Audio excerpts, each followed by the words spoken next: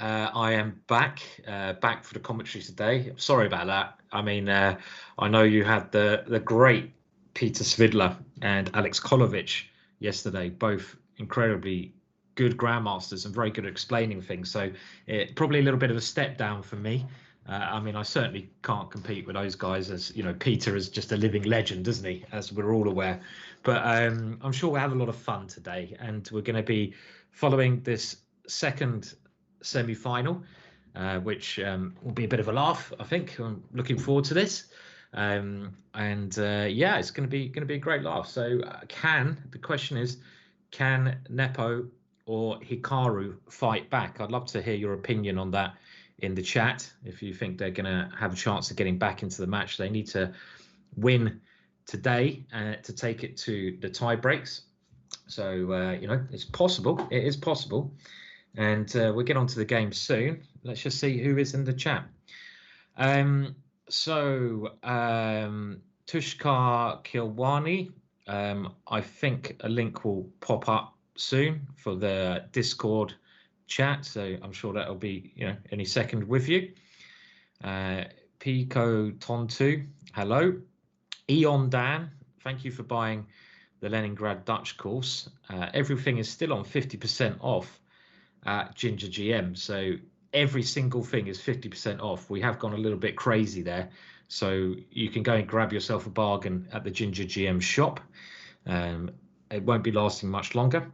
Glad you're loving it. It's a very good course. Peter Alex combo was good, but can we have Simon today, please? Well, yeah, I'm here. Hey Aldo, how you doing, mate? Hope you're doing good. I've got a task for you to find a pub that serves food next week. Something like that would be good. This bloody tier 2 system in England where we can't go to the pubs. Well, I suppose it is very strange times. Tiger Sprung, thank you for buying the Lazy Nidorf. We were supposed to have Danny on today, but I haven't heard from Danny Gormali, so who presents that course. So we're going to have to wait and see if we hear from him. Otherwise, we'll try to get him on tomorrow. But we're probably going to get a guest later on, which is great. Do we have a course on how to play against anti-Sicilians? Not yet, no. We have a course on the C3 Sicilian, which is only like £5 at the moment, which is just crazily cheap. But we haven't covered all openings. Go and have a look at the shop, what we got. Okay, Anna, you decided to get that Howl course. Oh, great. Well, thank you, Anna. I hope you enjoy it. I hope your next comment is not going to be, it looks terrible, which I'll be very surprised about, because David Howe did a great job on that 16-hour course. And it's only, what is it? It's only like 50 quid now, but that's for 16 hours of Grandmaster tuition, which is, I think, is a pretty good price. You won't get it anywhere else. And David Howe spent ages on that course. Potless Flower, hello. Anonymous Patzer, hello Charlie, how you doing, mate? Haven't seen you for a while. Good to see you in the chat. How are you getting on? Hope you're surviving the lockdown. I hope we will meet up, and I'll see you in the future, and we can have a cheeky beer or 5. It'd be good. Aldo, I'll do all the eating, you can do all the drinking. That's what I'm thinking, Aldo. You know, with the tier 2, we can order a couple of big meals, you can eat the meals, and I'll sit there with my nice bottle of wine. Potless Flower, what are the standings? We'll talk about that soon. The games have started, so I'm just leaving it on this one for now. It doesn't seem like Magnus has arrived yet, so we'll get to that. Anna says, I watched the intro and sold. Well, I'm glad. Yeah, David Howe's course, I think, is one of our best courses. It really is a great one. David Howe doing the main commentary over on the main sort of Eurosport channel, and he did a fantastic job there. So good. Well, I think the GingerGM courses are good. I mean, you can get the whole collection now, which is over 100 hours. You know, collection 1 or collection 2 for like, you know, for 50 quid, which is just like too cheap. I don't know what we're doing. Going to go broke at this rate. Hello to Big Harvey. Hello to Winnipeg. Hello. And who is the guest today? Well, it was going to be Danny Gormali. But who have we Who have we got on now? We're just waiting for some confirmation. I'll just get a message, but it's you hope Blair. I hope Blair as well, but I think Blair is going to be. We're going to try to get Blair on the last day because the last day is going to be a bit of a jolly. I feel we've got the semi-finals today, and this is just to let you know the scores. The games have started. We got Hikaru here and Wesley. So Hikaru needs to win today, and Hikaru, it's the semi-finals, and the way it works is 2 days. And yesterday, both Wesley So and Magnus won. So today, Wesley So, it's 4 games of chess, like it has been throughout the tournament. Wesley So, well, he needs to lose for it to go to tiebreak, and the tiebreak will be later on. And Magnus Carlsen needs to lose for it to go to tiebreak there as well. So that's what they're playing for. So Hikaru and Nepo need to take some risks today. And yeah, we'll try to get Blair on. We'll try to get Blair on the Monday, and I might even have my first drink in about a month then, if I don't crack soon. I've done like nearly a month without drinking, and I'm just feeling like I need a glass of wine now. It's been a stressful month, so I might, I'm gonna have a glass of wine soon. That'd be quite funny, watching me get more and more drunk on the last day. So it's the last day of the semi-finals today. And the finals does start tomorrow, and the last day of the finals, I believe, is on Monday, and then we'll have the champion. So I'll try to hold off until then with getting completely sloshed on the commentary, because I don't know, maybe you want to see that, maybe you don't, I don't know, but it's probably going to happen. I'll probably, after having a month off, have 1 glass of wine and be like, I'm absolutely wasted. Probably not, actually. I doubt that somewhat. And so love your courses, thank you. Can you recommend an opening for black that's a bit aggressive? Well, actually, I would say an opening that you're a course that you'd really like. We will get to the game soon, so don't worry about that. We're just slowly getting into the swing of things. A course that I was working on, I didn't actually have a day off yesterday. I was recording a Chessable course most of the day, and I've still got to finish it, is the Dynamite E4, E5 repertoire. And that one, I'm recommending a repertoire for black with E5. Me and Blair, I have to say, Blair's done a hell of a lot of work on it. And we're recommending a repertoire with E5 that's easy to learn, tricky, very aggressive, and is going to surprise your opponent with this. So keep an eye out for that anyway. That's going to be coming out on Chessable, well, when I finish it. So that's what I got to do tomorrow morning before the main stream. Hopefully I'll get it done then. Anything that is hyper modern, I mean, anything I'm going to do is going to be aggressive, basically. Any course or video I bring out, it's not going to be totally like, oh, you're going to play this to try and get a slightly better ending and get a draw. That's just not what I'm going to do. It's always going to be aggressive, and it's always going to be fun and hopefully entertaining. So, well, we'll see. Okay, right. So I think it's about time we do have a look at the positions and see what's going on. Let me just top off on my ridiculously large amount of tea here. It's about my 4th glass of green tea, so I'm going to be buzzing soon, which is what I need today, a bit of buzz. So this position, well, okay. Now, I think we decided last time, did Peter have the swing bar on or not? Be interested to know if he had this engine bar on. I think for the time being, we're going to leave it off. I think that was the consensus. And let's now look at the position here. Well, the opening stages are getting to the end in both games. Thank you, Declan, for the cheers. Thank you so much. That's very kind. And hello to you. And Hikaru's in a position where he needs to win, but it's very hard against someone like Wesley So to win against Wesley with the black pieces. I mean, Rajabov somehow did it twice, but I think that was when Wesley So was trying quite hard to win himself. Wesley So today, let's think of the approach of the players.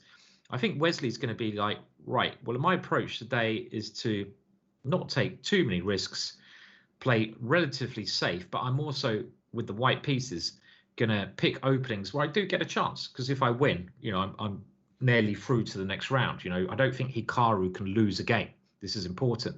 And Hikaru is going to have the approach where he's got to risk it, go for it, play aggressive openings. But he's also going to be bearing in mind that one loss is a bit of a travesty for him. So I kind of expect, hello, Golden Lion or Golden Ion. Thank you for the cheer again, very, very kindly. So I expect this is kind of, you know, a little bit cagey. And I think Hikaru with black, it seems to me he's picked quite, okay, just to look at this move on move 4. This is a standard rule Lopez, and he now goes G6, which is one of the so-called Steinitz variations. And this is a very dynamic move and a very risky move. The bishop in the Spanish opening is actually very well placed on G7. You wouldn't have thought that in actual fact. Often the bishop goes to E7 or to C5, but in actual fact, it's very good on this square G7 because when white plays D4, we can open things up and we often make F5. So he is picking a risky opening with black. But Wesley So is just so well prepared. I think with the white pieces, it's going to be especially interesting to see how Hikaru plays. I mean, you can't, if you're trying to win against someone like Wesley, you can't just roll up and play the King's Gambit. You have to do it in a bit of a mature way. And Hikaru is really mature. But I have to say, out of the two players, Nepo's a great player, but I think he missed his opportunities yesterday. I think Hikaru's got more of a chance than Nepo because it's just Magnus Carlsen. Wesley So's very hard. I think Hikaru's, you know, we've seen him bounce back many times before, as he did against MVL. I can see him, you know, getting a win on the board and taking it to the Blitz playoffs. So it's going to be really, really, really interesting. So let's go current position. And again, I think we've dodged the opening here because it's maybe not so much of interest. There's only 2 games to look at today, so we should be able to cover them both. And structurally, there's pros and cons. White's pawn on D4 is weak. It can't be defended by another pawn, and you can see that this pawn is a target. But black's pawn on E6 is also a major target here. White has the 2 bishops, but most importantly, white has this light square bishop. And this pawn not being on F7, if the pawn was on F7, I'd actually just say that Hikaru's better here. But having the pawn here does weaken these guys over here. So if white at some point goes for an attack, black doesn't have as much protection, especially as it has no light square bishop. And you might think that doesn't mean anything, but you'd be very surprised later on that this could come in. This could be a very important bishop. It can also come here at some point and aim for E6. But black has a very good piece. Black has this fantastic knight on D5. And again, I said this before, but it was Boris Spassky, who I'm sure you're all aware of, who said the problem with an isolated pawn, I was going to suggest H4, but I thought it was too early. I thought, no, I can't suggest Harry 4 at the moment. It's far too early. But this is demonstrating my last idea. And the last idea is this bishop can be an awesome attacking point if we can start nibbling away at G6. And if we can go H5, we're nibbling away at this pawn. If we can get that pawn out of the way, then this bishop is really becoming strong there. And that's something that's, you know, I love this H4 move. This H4 is it's good to see Wesley's not just going to sit there and try to draw. Wesley's like, right, I'm going for it. I'm going to have a punt. I'm going to try to get rid of this pawn. Hello, Yobius. Good to see you in the chat. Beam me up, Scotty. Hello. Beam me up, Plocrux. Declan Walker, thank you for more cheers. Always appreciated. And yeah, I can see that's quite a cool Grizchuk emote with the chest bras. That chest bra one, that's pretty cool. Hello, Lewis, Neil, and everyone else. So I mean, this is a really good approach from Wesley. And now Hikaru's got to move his knight back. Now, I was talking about Boris Spassky, and he said the problem with the isolated pawn is not the pawn itself, it's the square in front of it. So it's the D5 square. And if we look at this square here, when black had a knight there, you can never attack it with a pawn. And that's what Boris Spassky said. The problem was that your opponent can cement a piece in the middle. But the way this is going, I think this is a move, knight F6, that Hikaru would not want to play. I don't think he'd want to play this move unless he was very scared but that his position could go horribly wrong. And here, after bishop takes f6, bishop takes is now opposite colored bishops. But what's going to happen if white plays something like h5 here? The other idea I'm thinking is I want to play queen d3 because I want to get ready for this, but I don't want to play it now because of knight b4. And let's just remind ourselves that the bishop on c2 is a key piece. We don't want to lose that one. So I could go a3 first with the idea queen d3, rook d1, and then h5, or even like bring the rook around here. This is the way my mind is thinking. And another thing you could do, now that there's no knight on d5, you could just play it a bit more positionally and target e6. So you could go bishop b3 and target this one, queen e2, target that one, rook e1, target that one. In general, I do actually quite like white's position because white's got all these ideas. h5 at the right moment. Maybe you don't even play it now, because if you play it now, possibly black could take and then he can get some defense against h7. But this is always hanging there. The threat is stronger than the execution. So that is hanging. So I think in general Wesley's very, very happy the way things have gone. We'll come back to this one. Let's catch up with Jan versus Magnus. And again, we have another e4 e5 opening. Let's also remember that Magnus, he can just draw all of his games today, and if Magnus draws all of his games, he goes through, as can Wesley. So Magnus's attitude here will certainly be play my normal chess, not play any risky openings. He doesn't need to do that. He can just wait for Jan to make the first moves. And one of the best ways to play against e4, if you want to try and get a safe game, is e5. E5 is probably the best way to do it. If you want to try to win, you won't see them generally playing e5 because there's a lot of drawing lines there. You'll play c5, the Sicilian, if you really need to win at top level. So Magnus is like, okay, well, I'm black, draws fine. I'm just going to play normally. And he plays a normal Rule Lopez. And this is sort of all the main line. Now, in the course I'm bringing out for Chessable, the Dynamite Rule Lopez, I'm suggesting the Cosio variation. And this is more of a risky move, which we saw Magnus Carlsen used against Nepo in the first round, the first game, where he got a winning position. And this is the move I'm recommending in my forthcoming course. But now that he doesn't need to win, he can play in a more traditional manner, something like A6. Declan, I don't mind you spamming. You're giving some very generous cheers there. So spam as much as you want, mate. And thank you very much for the cheers. It's all appreciated. Anything that supports the stream is mucho gracias. I hope that's my attempt at speaking another language for the year. I won't try that again. And who else is in the chat here? So let's just see. We've got more people coming in. I do love the username Porn to be wild. Do. That's it. I love. That's a great song. Born to be wild. Born to be wild. Steppenwolf. They also did their Magic Carpet Ride. Really cool. Really cool band. I loved Easy Rider, the film, and it was in that, wasn't it? So yeah, all good. I don't know. We're drifting now. Okay, but anyway, let's just see. Let's get up to the current position because they are both moving quite quick. This is all very normal. This is again standard. This move here is standard Rule Lopez. The other way you can play is putting the bishop on c5. But when you're trying to play solid, this is a more solid option because later on, if white plays bishop g5, there's no pin. You've got the bishop blocking that. Both sides now developing. Now, the other way Nepo could have played this would be, of course, with rook e1, which is the Rule Lopez proper, and then c3 and d4. But the problem with this, and this used to be the main line, is that after c3, you get the, let's say at some point we play d5, you get sort of Marshall gambits, and they're pretty much analyze the draws, and that's no good for Nepo. So he's actually just playing d3, and he's relying on a more slower approach, and they play some very normal moves now.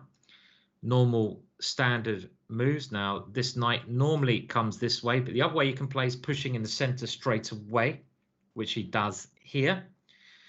And now b5. King's Gambit players asking, do I think we're going to see a King's Gambit? I would love to see a King's Gambit because I love the King's Gambit, but I reckon the answer is no. I'm afraid. And now Magnus gives up the center. So this is still all theory when Magnus is going to try to prove that these pawns are weak. But I think this is the kind of position that Nepo will want because it's already very dynamic. And now Magnus starts to attack that center indirectly by pinning the knight, the d4 pawns on pre. The knight comes around, and again, I want to catch up a little bit more. You can see the bishop getting here. Remember I said in the other game where Hikaru played g6 and bishop g7 in the Rule Lopez, and I mentioned the bishop's very good here. Well, Magnus has got it there, but he's first gone bishop e7, bishop f8, bishop g7. So he's lost free tempo, but this bishop wants to attack the center. More standard developing moves. And now G takes f3, which people might be quite think, wow, well, that's a weird move, right? Because you're doing damage to your king. But in actual fact, I quite like it here because you've got an extra f pawn to attack black structure. And now you've got a standard idea of moving this one forward. So I like the way Nepo's playing actually now. Bishop b3, attacking the knight here. But this does now force a sequence of moves, which I expect is all theory. Knight takes d4.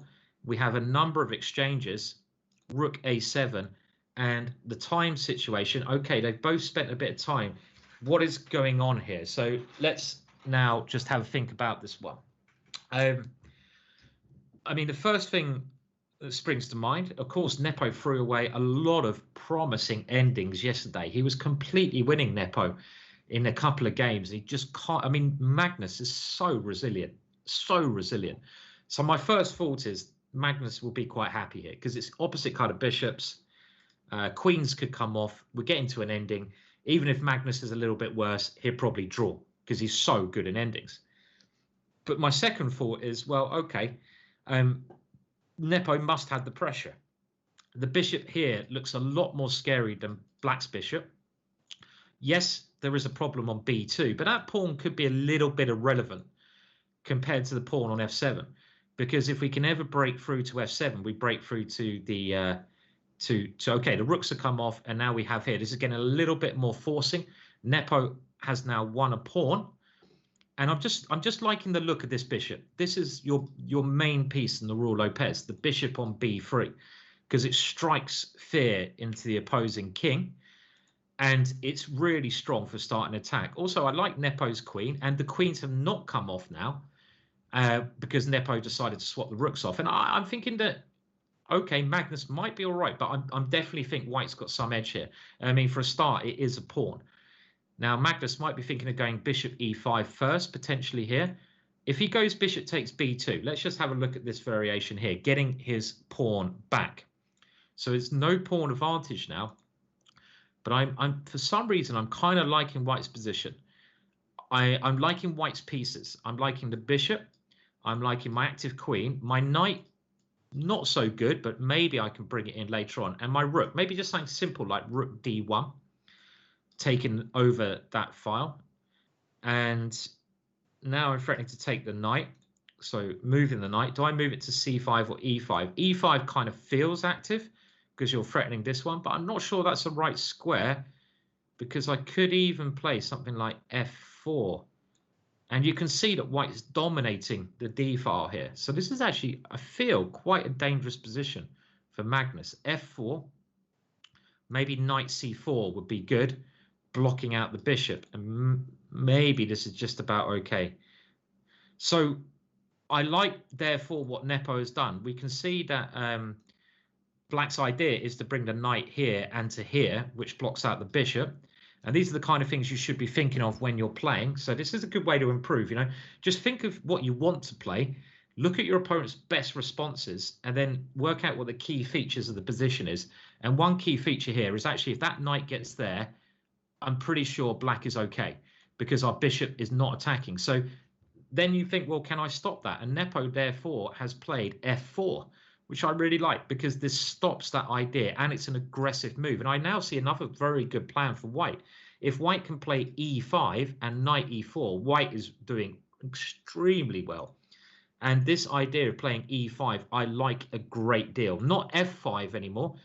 f5 maybe is possible, but I don't want to give away the e5 square. I really want to play e5, e6, one idea, opening up the black king, because if I can get rid of the f7 pawn, imagine how weak the king becomes. So again, I'm thinking of ways to beat that. And now Magnus is trying to get rid of that bishop in a different way. So this is all like pretty to be expected. So, but can Nepo get an advantage here? Hello, Panku. Is it Panku? Yeah, I don't stream on YouTube. I only do it on Twitch, actually. So you can follow the channel here, subscribe if you want to be very generous. And I'm going to be doing many more streams in the future. We've got 3 days left of this fantastic tournament. So I'm very much looking forward to. I mean, the question is, can anyone take down Magnus? Magnus just wins all of these, right? I mean, Magnus is just like, you know, you give him, he creates the tournaments and he wins the tournaments. It's like, you know, it's just like, it's Magnus hour always. He's so good, but he's been riding his luck. If one person can beat Magnus, it's this guy here, I think. Jan is I reckon one of the main contenders for Magnus. I think if Jan qualified to play, he won the candidates and he qualified to play Magnus in the actual World Championships, just him versus Magnus. I think personally that'd be one of the most interesting World Championships we could ask for, because Jan does seem to really push Magnus. He's one guy who can get Magnus in trouble, as we saw yesterday. So I think that'd be a great world champion. And also, it's quite nice to have a Russian player there historically for some reason. I mean, there's other players I love to see there. Don't get me wrong, but you know, I still go back to the glory days of the 70s, you know, with Bobby Fischer versus East versus West in my mind, and some romance. So I'd love to see Jan playing Magnus in the world champion. And also because Jan's a very exciting player. He plays very interesting and aggressive chess. So there's a number of reasons I would like to see that happen. Pawn to B1. We're getting a lot of pro comments for Blair, aren't we? Which is really cool to hear. I mean, I want to get Blair back on, but he's been working so hard, Blair. And it's quite hard doing commentary for a day. It's knackering. We're going to have to give Blair a couple of days off, right? He will be back. I'm sure we'll get him on the last day, on Monday. We'll get him on with a bottle of wine like he was before. I might even join him with a bottle of wine, and we'll have a bit of a laugh on the last day. I think it'll be a lot of fun. Blair's stock has rised. What stock's that? Oh, what his general profile? Yeah, his general. Well, he's always been a hidden talent, hasn't he, Blair? Okay. Anyway, let's go on. Will there be any commentary with me and Yasser?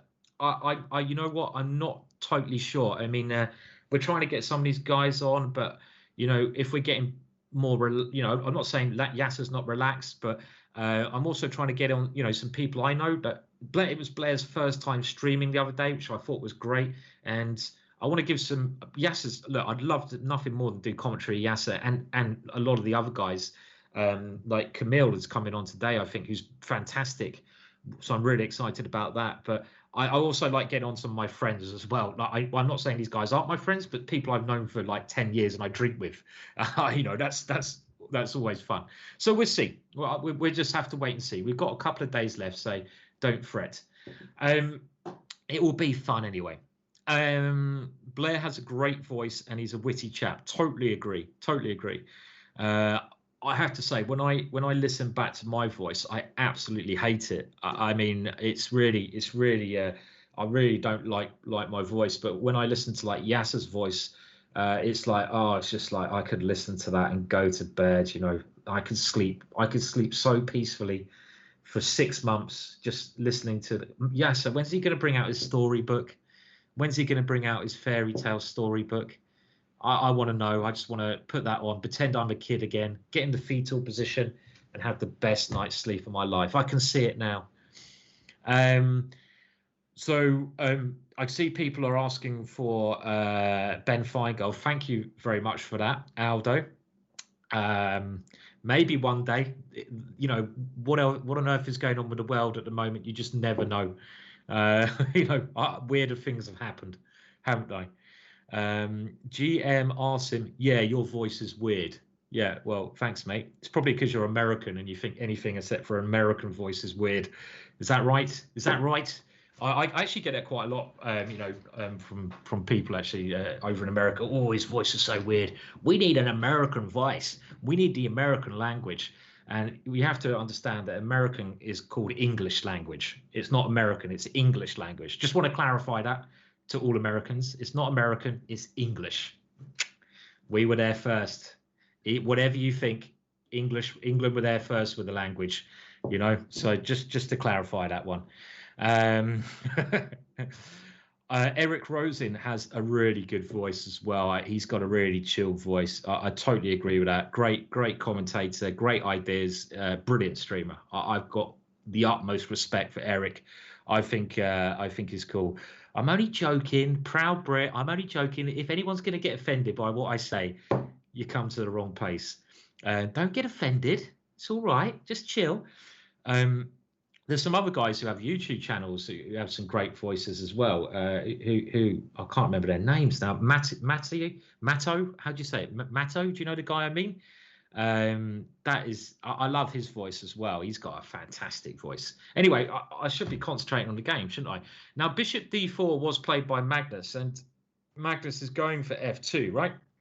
And it does beg the question, what would have happened if Bishop takes F7 check? I can understand why Nepo didn't play this, because it may lead to simplifications, and there might just be a simple tactical solution involving knight E6. Let's say, queen takes here, queen takes D4, and now knight to E6, I think is the simple solution. The knight on C5 is on pre, and Matto. Okay, I'm just looking at the chat. The chat's always quite fun. Sorry, I'm getting carried away. But I think the problem with this is knight e6 is a nice little mini tactic from Magnus Carlsen. He attacks the queen and his knight will come in. In actual fact, Nepo will be just worse here. Even if he gets very greedy like this and takes here, this knight looks so strong. And you can even, you know, get some kind of a nasty attack going. You don't want to do this. You don't want to play like this, giving the initiative away. This would be a big mistake. So one thing you'll see with top players, and this reminds me of Alekhine in English, or I guess English pronunciation. What he did, he often did positional ideas, but he did them by the use of mini tactics. So he introduced loads of little tactics that he had to calculate. They weren't very deep. They should be tactics that nearly everyone can calculate, 2 or 3 move tactics. And he often did this to try and achieve positional ideas. And this is something that I think Magnus does here, right? He's doing a little tactical idea to try and get some pressure. Rook E2 played, knight D3, and now king G2. By the way, we are hearing, let's go to Wesley Sonaka. It's quite hard to keep up with everything. So we're just going to go to the current position over there and have a look at it. Knight F7 played. What is happening here? What is happening? This is getting very exciting, but that king looks really exposed, right? Let's just have a look at this position. I'm trying to count the material even. Well, white is the exchange down, but not anymore. Because had this king moved, it could be very likely be checkmate, like king here. Now, I'm just trying to work out if there is a checkmate here after this move. It looks really scary for black with my queen coming in, something like this. But is it actually checkmate? I don't think so. But I think I can go check.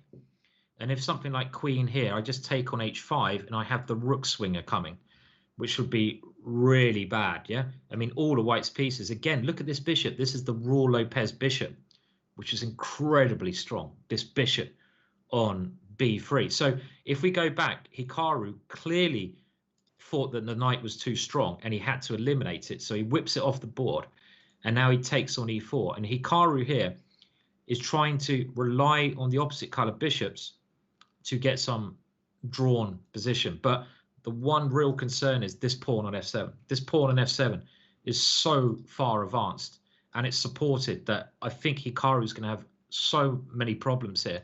He can't take another pawn. This would be too greedy, because queen d4 check, queen g7, and we can go rook checkmate. So he can't do that. So he's gone bishop f6, and I think he has to go purely defensive with something like bishop e7, maybe queen e7, and he just has to try and hold tight here. My impression is that, again, king safety with the queens in these kind of queen endings is so important. And my impression here is that the black king is really quite loose and the white king is quite safe. But they're moving very quickly. We have a couple more moves. So after bishop f6, the queen sneaks in here. Now the king pops out and Wesley wins that pawn. But I think it's still equal on pawns. It's just this f7 pawn. Can Naka deal with the f7 pawn? Queen c8. Potentially aiming for activity, but I don't think the queen can drift too far away from the f8 square. And now a move to prove Wesley So's domination, g3. And when his king gets to g2 and he puts his bishop on the light squares covering this diagonal, there'll be no checks that Naka has. Naka has no checks. So if Naka tried this one here, we just go king g2, and I'm even threatening to queen. So if you went like horrible move like this, I would queen, and then I would come in queen f7, checkmate.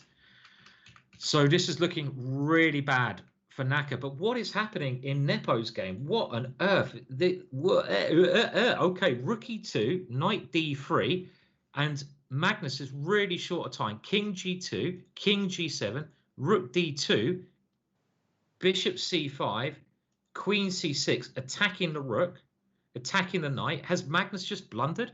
He's gone knight takes f4, and now look at this brave king. King f3. Go onward, Christian soldiers. I remember singing that in church a long time ago. And the king is just storming out, and white is now attacking two pieces. So rook d8, king takes f4. Is this going to work? Rook d6, attacking the queen, trying to come round. Is the king safe? This is what Jan needs to do. Like I said, Jan is just one of these people who causes Magnus problems.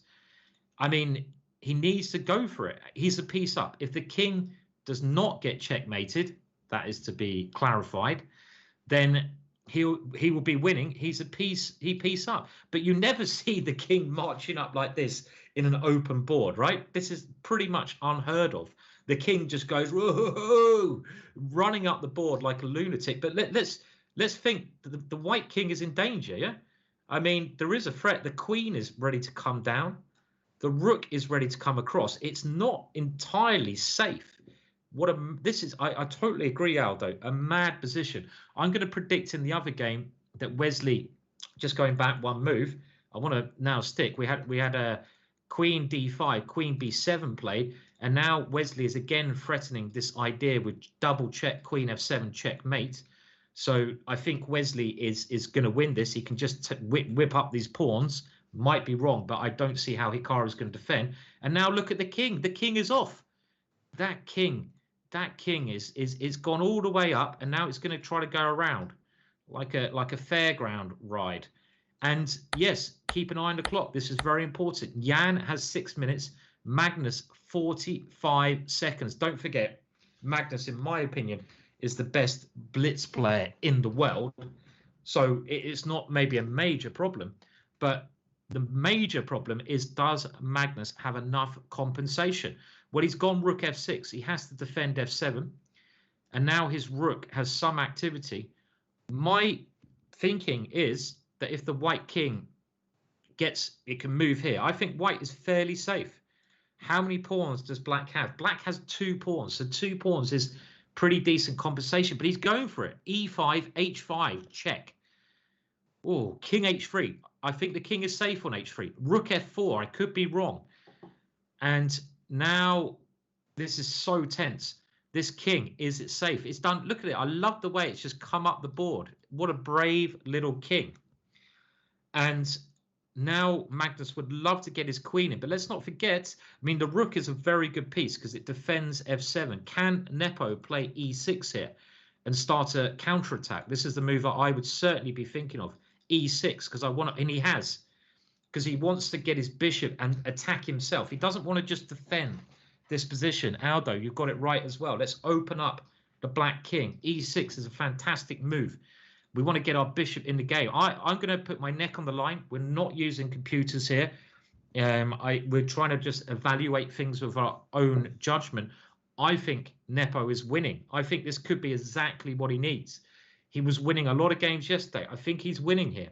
How does Magnus generate play? This pawn, he takes it. Well, this must be bad because now which king is in more danger? The black king is going to be hit by queen g8. And the black king, to me, looks like it might be in more danger because the black king is just as exposed as the white king. How do you get to the white king? You can't get to the white king. And now Magnus covering the h8 square because there was a threat of something like this. Check king here, queen h8, when the king would have to walk, but not now because Magnus is covering that. But my opinion is it hasn't changed. I think Magnus must be lost. He must be lost. He's kind of got 2 pawns. I mean, can he save this one as well? I'd be amazed if he can save this one. Oh, look at this. Look at this.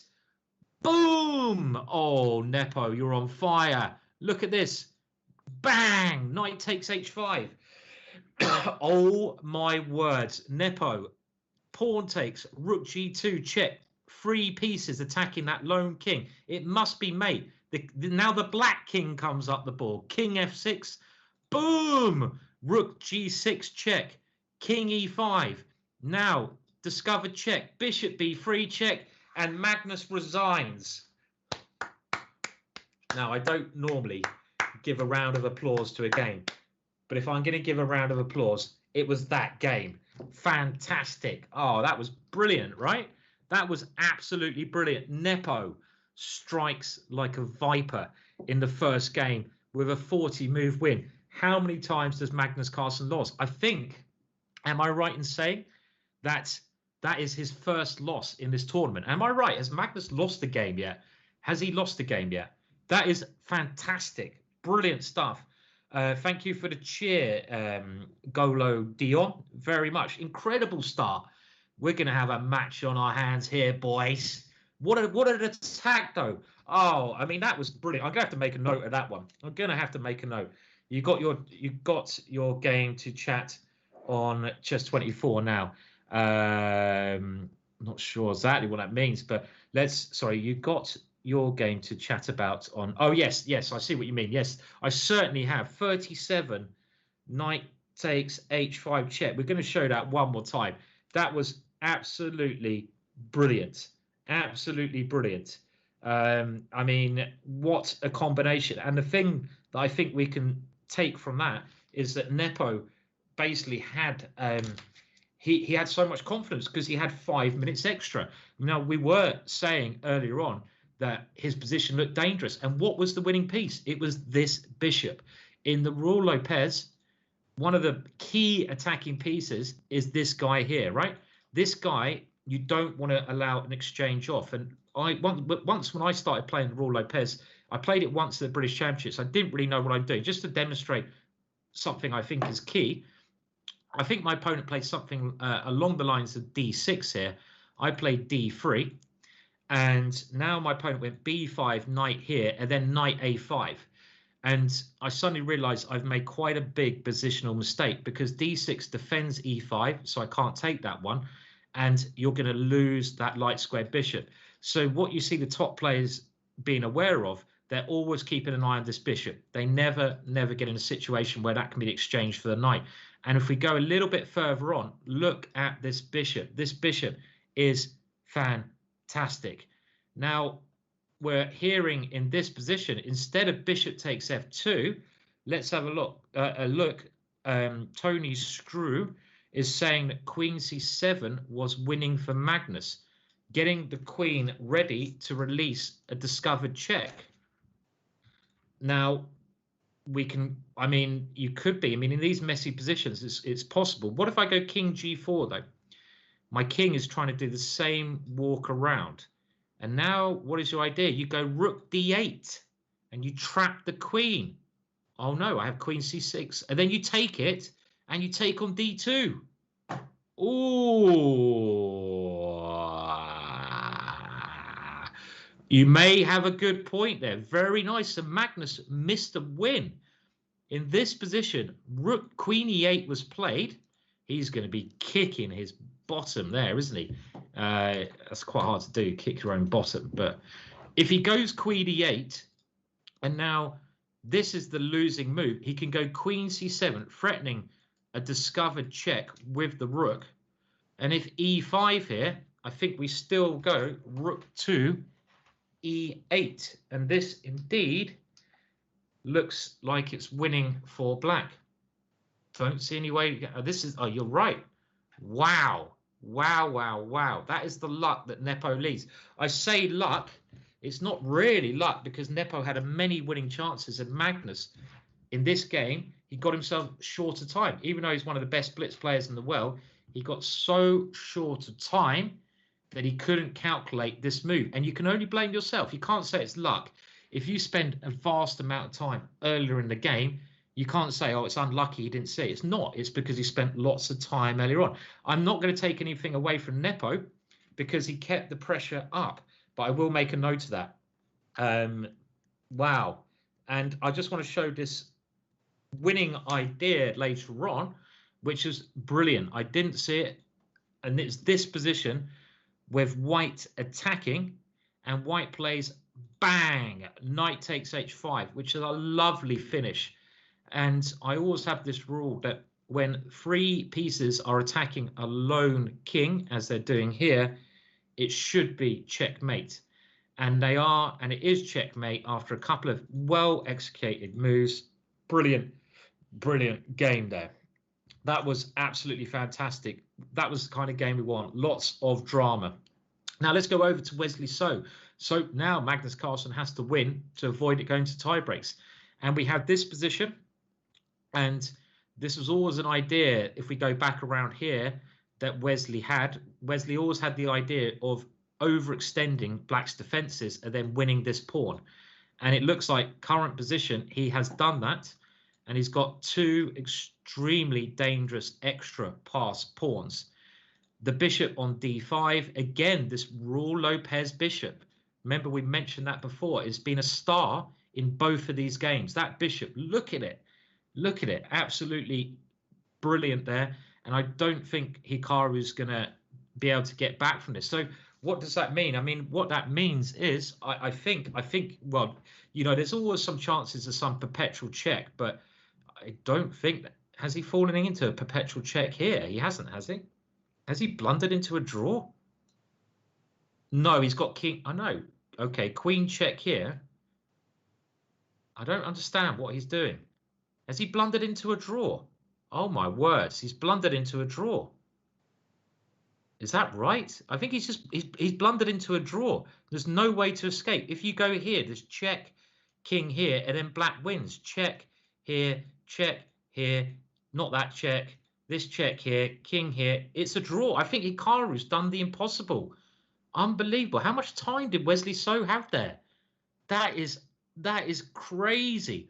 Aldo, you jinxed him. As soon as you said easy win, it was a draw. That's incredible. What was Wesley thinking? Let's have a look. You've got this position and you play a5. That seems okay. Queen f5, and now you play this ridiculous move.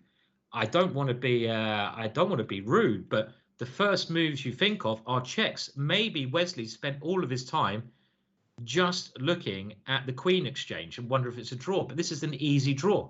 The queen just checks the king. This queen e4 is an incredible blunder, and that's going to give Magnus Hikaru some real confidence, right? And Wesley's thrown away. I mean, you know, games like that can really affect your self-confidence, and that also means that Hikaru's got 2 whites out of the remaining 3 games. And I would now say that Hikaru's got well, psychologically, at least a great chance to get back in this match. I mean, why don't you just push the pawn? Let's have a look at this. Why don't you just push the pawn and try to queen the pawn? I mean, what can Hikaru do? He has to try checking you, right? But now it might not be a draw. Let's say you check here. I can even go to h3, can I not? You're only check. Oh, I might get mated if I'm not careful. You check me here. I wanted to go here, but then there's this check. This doesn't help me. So let's have a look. Can I get out of the checks? Here, I think you have to go here to have this diagonal. And now if I go here, you have this check. Not so easy, is it? If I go here, this check, and it's actually a draw. So I can't play a5. I need to play a6, excuse me. I need to just play something a little bit safer here. And of course, we're not looking at the computers, so this makes it a bit harder than the guys on the other streams who are probably using computers in these positions. Not so easy because of this check. I mean, it must be winning, but I can understand now Wesley did not find it. Hello, Captain Bumratty. I'm glad you're here, mate. Good to see you. The tea is still just about getting preference over wine and beer at the moment. I mean, but I don't think that's going to last for long. I think I've had enough of tea, and I'm really looking forward to a nice bottle of wine. I have to say, Captain Bumratty, I think it's going to happen on Monday. I think I've done a month without drinking. That's enough, you know. It's time to enjoy a bottle of red or something. I feel it's just got to happen. Anyway, cheers with the green tea for now. Cheers for the green tea. Not mushroom tea. Beam me up, Scotty. That's student days. I certainly wouldn't take any mushroom tea commentating. That's for sure. Be very interesting. You meant obviously normal mushroom tea, didn't you? Not magic, of course. It's green tea with a bit of ginger, freshly ground, and also a little bit of lemon. So that's my preferred choice at the moment in time.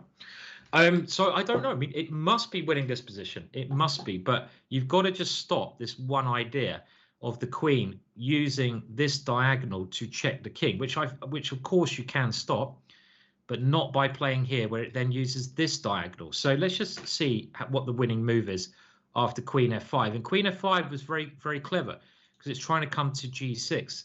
And now we have to, can we play this one? Maybe bishop here. Bishop here. Is that one tactical solution? And the idea now is if you take my bishop, I simply go here. This is an easy win because I'm now 2 pawns up and my king can always escape. If you ever check me, I have queen g3.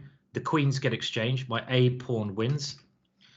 If you ever check me here, I just move my king and I should be safe. Like here, you're running out of checks. And this is winning, right? Because I'm threatening to queen. So maybe bishop e6 is interesting. If you check me here, like we did before, now I have control of the g4 square, so I can block. And I can play a move like queen g4. And I think this ending is winning because there's no way to stop my pawn getting to a7. You have, well, maybe you go d5 here, and the only, or maybe even better is to get your bishop on this diagonal.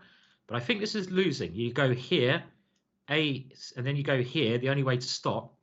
But now I think white is winning because the white king just comes to b7 and there's nothing black can do because black cannot activate the king because this pawn is 1 square away. My winning plan is just to go all the way here and then play a7 and it's winning. So I think maybe this move, bishop e6, could have been instead of queen e4, bishop e6 may have been the winning move, but it's possible there was other ways as well. Okay, so we're waiting for the next game now, and the next game will probably not take too long. So let's catch up with you guys in the chats and see how you're all getting on. How are you all getting on today? Is anyone else drinking green tea? Anyone else?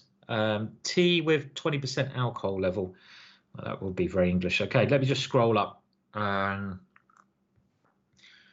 Why can't the queen block the check by come? Okay, and that last variation, to answer your question, Declan, if queen g4, this is what happened in the game here, check here. Why can't the queen come to here? Because if you move the queen here, you lose control of your bishop, and queen takes d5, and probably black is winning now. You certainly don't want to lose this game. Cheers, Cross Harp, who's saying first beer of the day going down. Good for you. Good for you. You enjoy it. I hope you have a nice beer. Just looking at all the chat. What websites does Simon play on mostly? Chess.com is my site. I play on mostly, and I also play occasionally on Lead Chess. I've got a little bet going on Lead Chess with a couple of friends who can get their rating up the most during lockdown, and I think like I've got my rate. I've actually lost rating during lockdown, which is just bloody annoying. So rather than going up, I've just lost rating. Fantastic, Simon. Nice work. I get so frustrated with blitz sometimes. I've really got to control my blitz and use it a bit more educationally. It can be really detrimental to your chess blitz. It can be really good as well. It's good fun, but just I'm not very good at controlling it. Pismo is saying coffee. You know, Aldo's drinking tea in a green cup. Well, that kind of works, Aldo. It kind of works. Tea in a green cup. We're doing it. Sturgios, hello there, sir. Hope you're doing right. Bjorn is favourite in the bet. I haven't looked at the bet yet, Aldo. You obviously might know better than me. And okay, so we're going to have, just to let you know who the guest is going to be, we're going to have Camille, who's done some brilliant courses on Chessable, join us in about 5 minutes. And he's a brilliant blitz player, Camille, very funny guy. So looking forward to that. And I will mention one more time. I'll put it in the chat. If you go to the GingerGM shop, it's 50% off until I think, when is it? 50% off until like Tuesday, something like that, Tuesday morning. So probably Monday is the last day. But everything, we got a bit mental. So everything in the library there is 50% off. You can actually buy a download for like £2.50 now, which is just like, what is £2.50? You can actually get some educational content for £2.50. If you go to Crash Test, I've done a game on when I beat Korchnoi. You know, it's nice to blow your own trumpet now and again. And I at £2.50. And everything's 50% off there, and there's a money back guarantee, but it's a good way to support me and to help yourself play chess, learn about chess. There's loads of good stuff there. If you don't like me, there's stuff by David Howe, by many other great authors. You can find some really good educational stuff, and it's downloadable, so you just download it, very easy, and you can watch it on your phone, on your iPad, on your tablet, anywhere you want, on your computer. So it's pretty easy to do, pretty easy. We do have the C3 Sicilian. And I'm looking forward to playing on Chess 24 as well. I haven't really started on Chess 24, so that's another site I'll give a go, playing on that. And yeah, like I say, Camille's going to be joining us. I think there's also a sale at Chessable as well, so you can go over to Chessable. Probably got some of my stuff on sale there. There's bargains everywhere this old Black Friday. I have to say, I was very happy yesterday, even though I had a day off. It was the first time I've used eBay. I've never used, can you believe it? I mean, I've been around this long, and I'm a bit of a technophobe, which you know, even though I stream, I'm very slow with computers. But I used eBay yesterday to bid on a chess item. Here's a little quiz for you. What did I bid on yesterday on eBay? Anyone? You're not going to get it. You're not going to get it. And I won the bid, and I don't normally spend this much. I don't normally spend this much money, I have to say. And it wasn't like it was, you know, but I just had to get this one thing from Memories. A signed book from an old world champion. You're kind of close, Plocrux. You're kind of close. You're kind of close. Fishhead, you're well off the mark there, mate. You're well off the mark. Chess bookend. Macau Tao's walking stick. You know what? If I could buy Macau Tao's walking stick, I can imagine Macau Tao's, you'd open it up and there'd be a bottle of vodka inside. Oh, that's certainly a walking stick for me. I'm definitely. Old bottle of vodka, previously owned by Tao. Danny Wrench's CrossFit rash guard. Oh, let's not go there, please. Korchnoi underpants. Oh, well, at Camille body, you've got the right guy now. So you guys are getting closer. So I'm going to give you some clues. It's kind of a chess book, and Korchnoi are definitely involved. They're definitely involved. So Korchnoi's score sheets, it wasn't that. I've got a couple of score sheets I had against him somewhere, but some beard trimmers. Nah, I'm keeping this bad boy. We don't need any trimmers with this. My best games, 1 and 2, Korchnoi. No. It did have some signature in there. Vintage chess magazine. No. I don't really buy vintage. I've got a load of collections that my dad had. Korchnoi matched with Karpov material. Yes. Okay, so we're getting nearer. I'll give you now. It's a book, and it's Karpov versus Korchnoi. I think it was 1979, the year I was born, and it's a Korchnoi book, and it was signed by Korchnoi. So he signed it, but that's not the reason I got it. On the back cover, it has a picture of Raymond Keane and Korchnoi. And, you know, I've got nothing against Raymond Keane. I think he's done some great things as well for chess, but I had to get it because it's a piece of history. And I've played Korchnoi 3 times, and I've got a bit of an affection for Korchnoi, and anything Korchnoi I want to get. But it had a picture, so it's signed in the front cover by Korchnoi, you know, but on the back cover it has a picture of Raymond Keane and Korchnoi, but it has Korchnoi has written something on the back cover. Can you guess what he's written? You sold the book on to Simon. Who sold the book on to me? Do we have the seller in the chat? That'd be quite cool. Anna, when's your birthday, Anna? Do we share the same birthday by any chance, Simon? Well, I'm 79. You have to tell me. A male genitalia. You guys got some.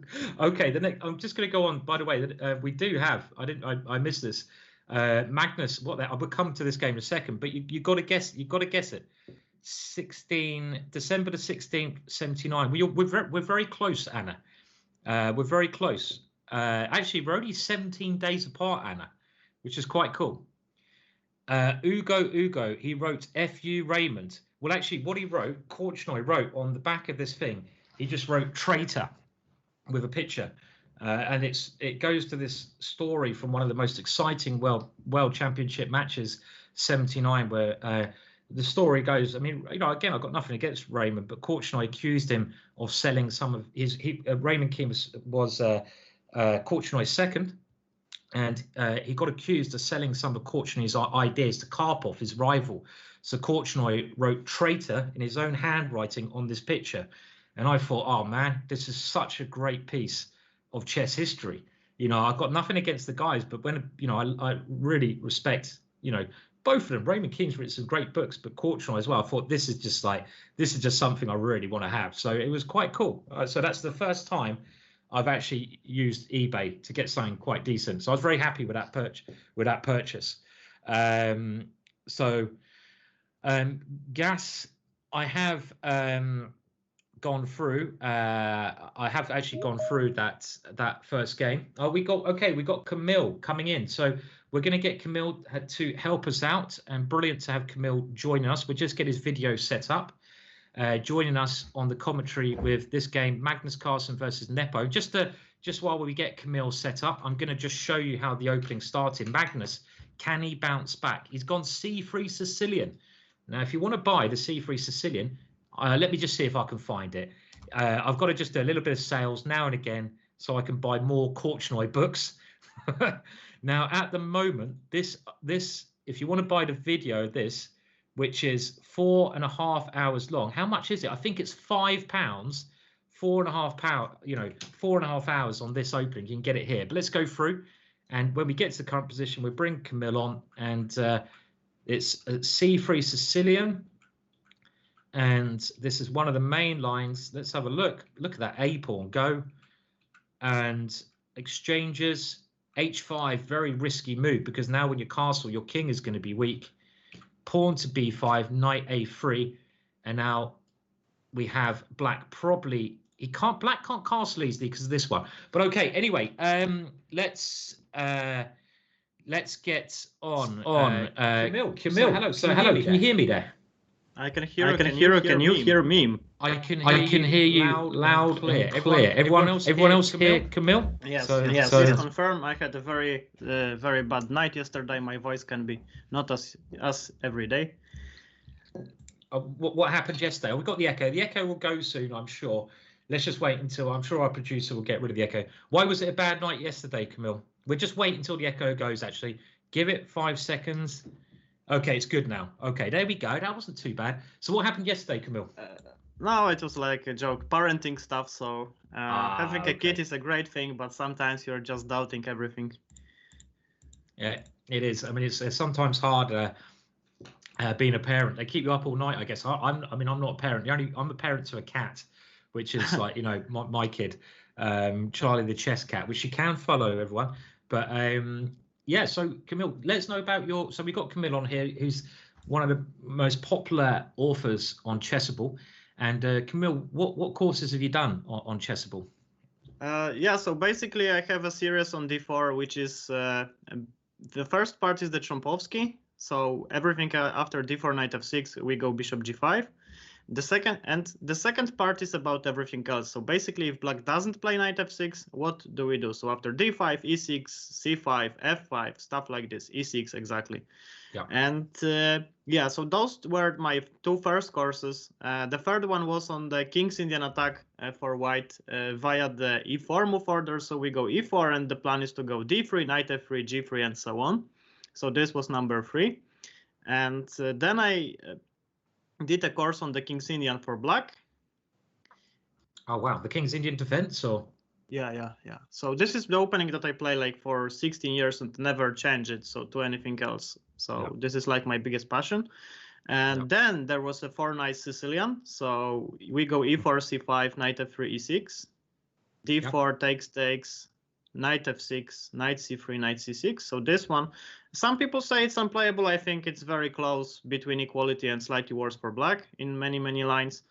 And the F6 course was probably the biggest work that I have ever done, because I covered all of the anti-Sicilians that white can throw into you. So after E4, C5, if white is not going into the main lines, I analyzed everything. So I wanted this course to be very complete. So I wanted to do it for people who play either knight C6, D6, or E6. So for example, if white plays knight C3 here, I have 3 versions of the Grand Prix attack in this course, because, yeah, because white still has this option of transposing to the open Sicilian after knight F3. So if you play the Najdorf, you have to play D6. If you want to play the Sveshnikov, you should go knight C6, stuff like that. So, and the last course that is currently on sale, small advertising here, is on the Budapest Gambits, which I think, Simon, is also close to your heart.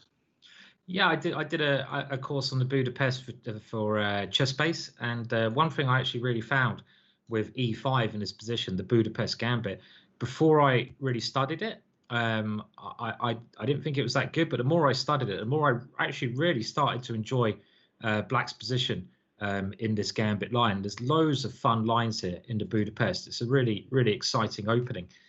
So some cool courses, some good courses there. And how long was your King's Indian defense course? How long? You mean how long do they produce it, or how long as a video? How long is it? The videos were? The videos are like 15 hours, but they are going to be re-recorded, because I currently did an update for the kid course, and I'm going to re-record the whole theory, and it's going to be like 18, 19, I guess, now, because I'm adding some stuff also. Okay, so you're going to record everything again. That's dedication, right? Yeah, the theory, only the theory part, because there are like 30 chapters in the course, and in every chapter I found some improvements or some stuff that has to be either added or deleted. So I thought, okay, the easiest thing to do is to just re-record the whole thing. Yeah, and String Dog Lewis, our producer, is saying you're a beast. You just can't stop making great courses. Seriously? But you're a beast in a good way. You're like you're making really good courses, right? So like all the time. And, you are. I mean, you're one of Chessable's most popular and highly rated authors. So guys, try to check out Camille's courses. There's some great ones there, and a lot of them on discount this weekend. Is that right? Yeah. There are like 50% over video, 50% plus on videos, and like 40% on courses. Normally, if you buy a course, it's like between 25 and 30% the discount. But here on the Black Friday, discounts are bigger. Massive. Yeah, people are wondering what your T-shirt says as well. Can we get? This one? Yes, it says having education is important, but chess is importanter. Oh, I like it. Very clever. Yes, that's nice. That's got a nice touch to it. Yeah, that's my favorite chess T-shirt. I have some of them, but this is the most favorite. Also, if you are not in the mood of wearing some jacket or stuff, it's good to go for the chess T-shirt. Then people will forgive you everything.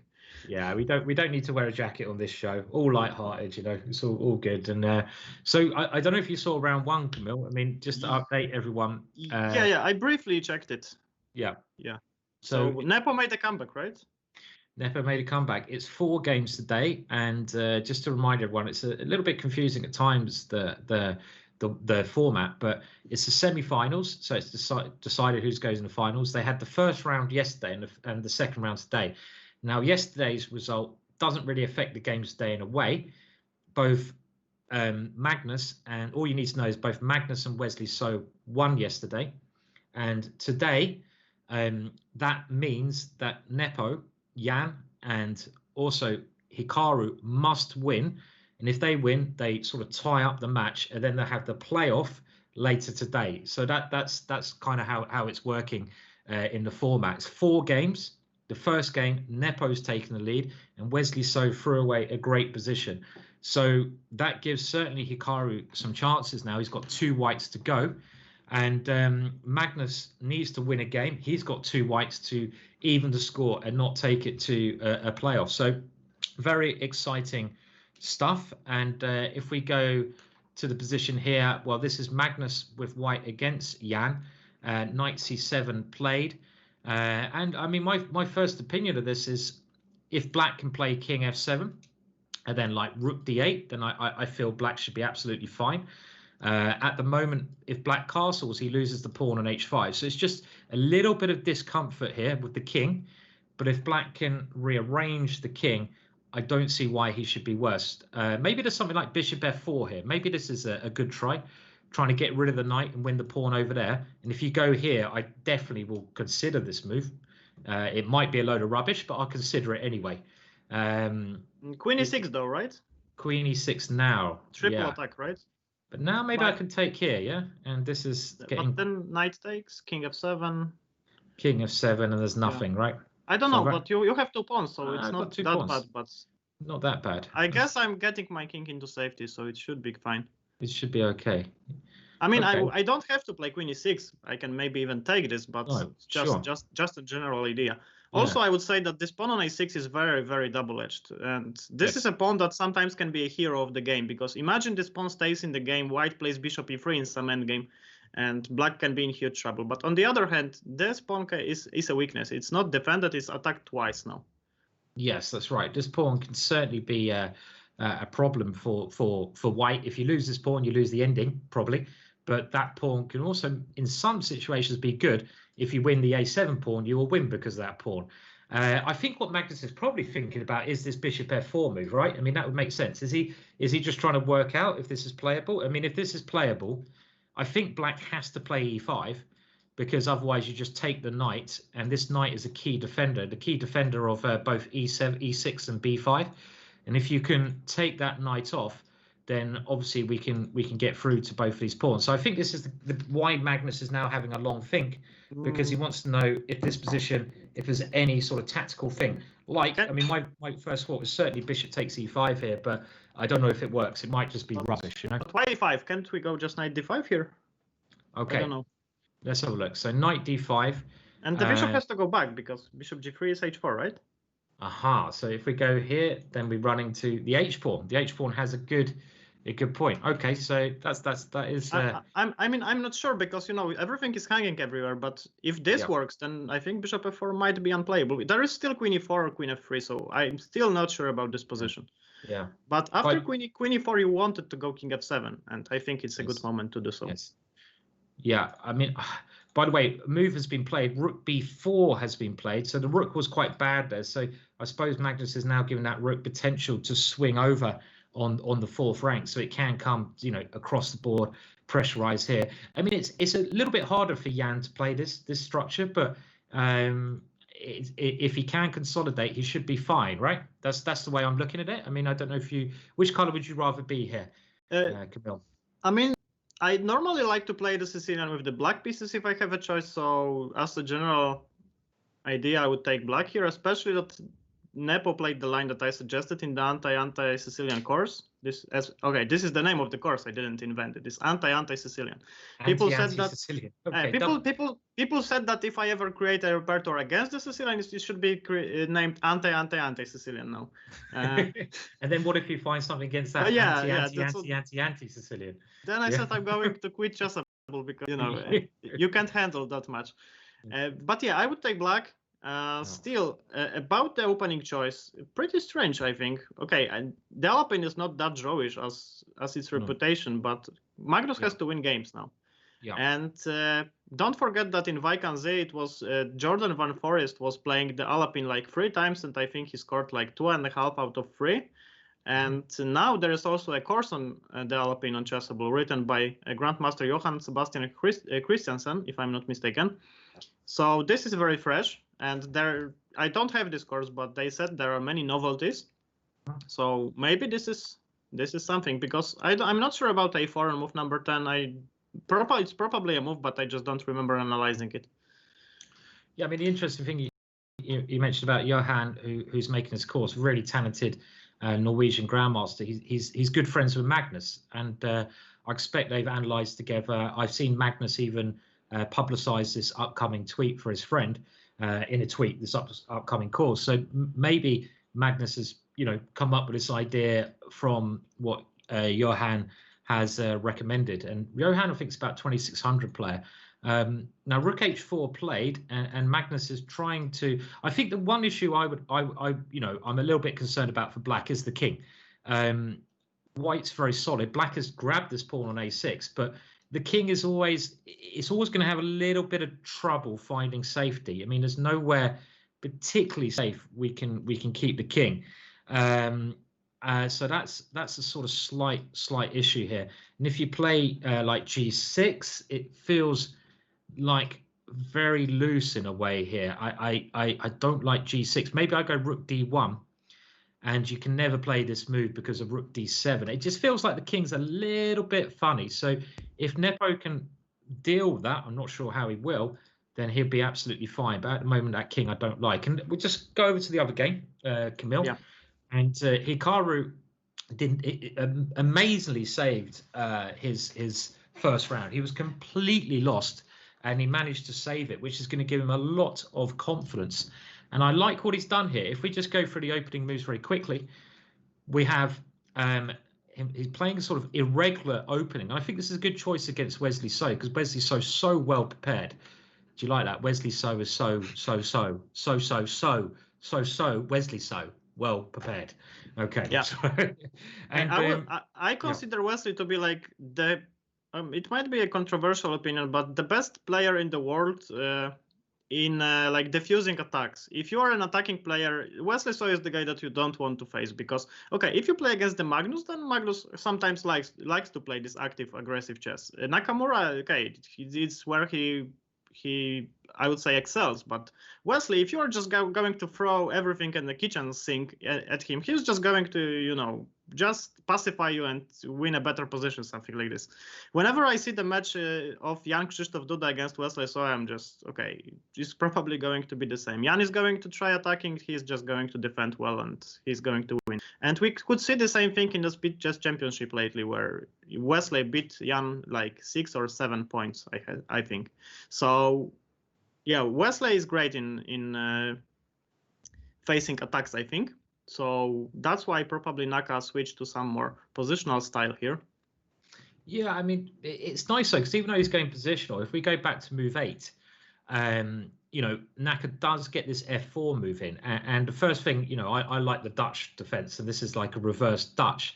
It also reminds me of the King's Gambit, which I have to say I've still got a bit of an affection for. I mean, I still love playing the King's Gambit, even though I know I shouldn't be playing it. I still play it because it's so much fun. But after the exchange on f4, this kind of, to me, at least, feels like white is just better because I've got a better pawn structure. I've maybe Wesley's somehow been tricked in the opening by a slightly obscure variation.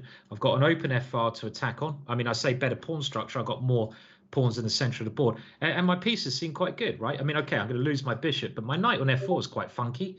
It can come into the attack, and if we go to the current position after bishop d7, does that still stand? Do we think, Camille?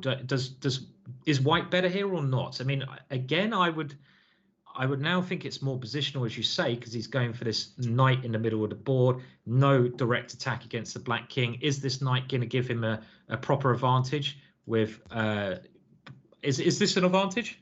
In a rapid game, yes, I guess. Objectively, probably not, but in a rapid game, you always take white here because white's position seems so easy to play. It's like you just look at this position, you can think of like 3 plans in 2 seconds that white can go for. So the first one would be to go something like king h1. So never ever be afraid of some bishop c5 ideas. The second one is to just play knight g3, knight f5. The third one would be to just develop the bishop to f4. There is also bishop g5. In some positions, I might even think about g4, g5, although I would not do that probably. But okay, you can just see how easy it is to play with the white pieces. Now let's switch on let's try to think that we are playing the black pieces. What do we do here? And you just think about this position, and it's not easy to come up with the plan. And in rapid chess, in blitz chess, the most important, I would say, one of the most important skills is to get the position where you can just play 3 or 4 moves on the autopilot, where your opponent is just sitting there and struggling what to do. And this position is definitely easier to play with the white pieces. Even if you get this bishop f8 or bishop d6, which probably Wesley is planning, then the knight on an f6 can feel a little hit, can be prone to some bishop g5 ideas.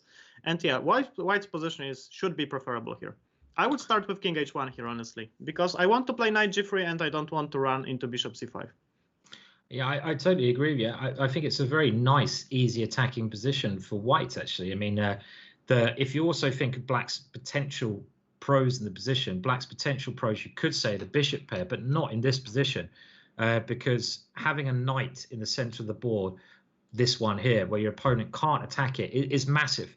And that far outweighs the bishops in this position. This even covers those bishops from coming anywhere. That light square bishop is really bad. Hikaru's got many ways to attack. You mentioned this idea of getting a knight to f5. I really like that idea. Very strong square for the knight. You can bring the bishop in, maybe even to e5 to attack.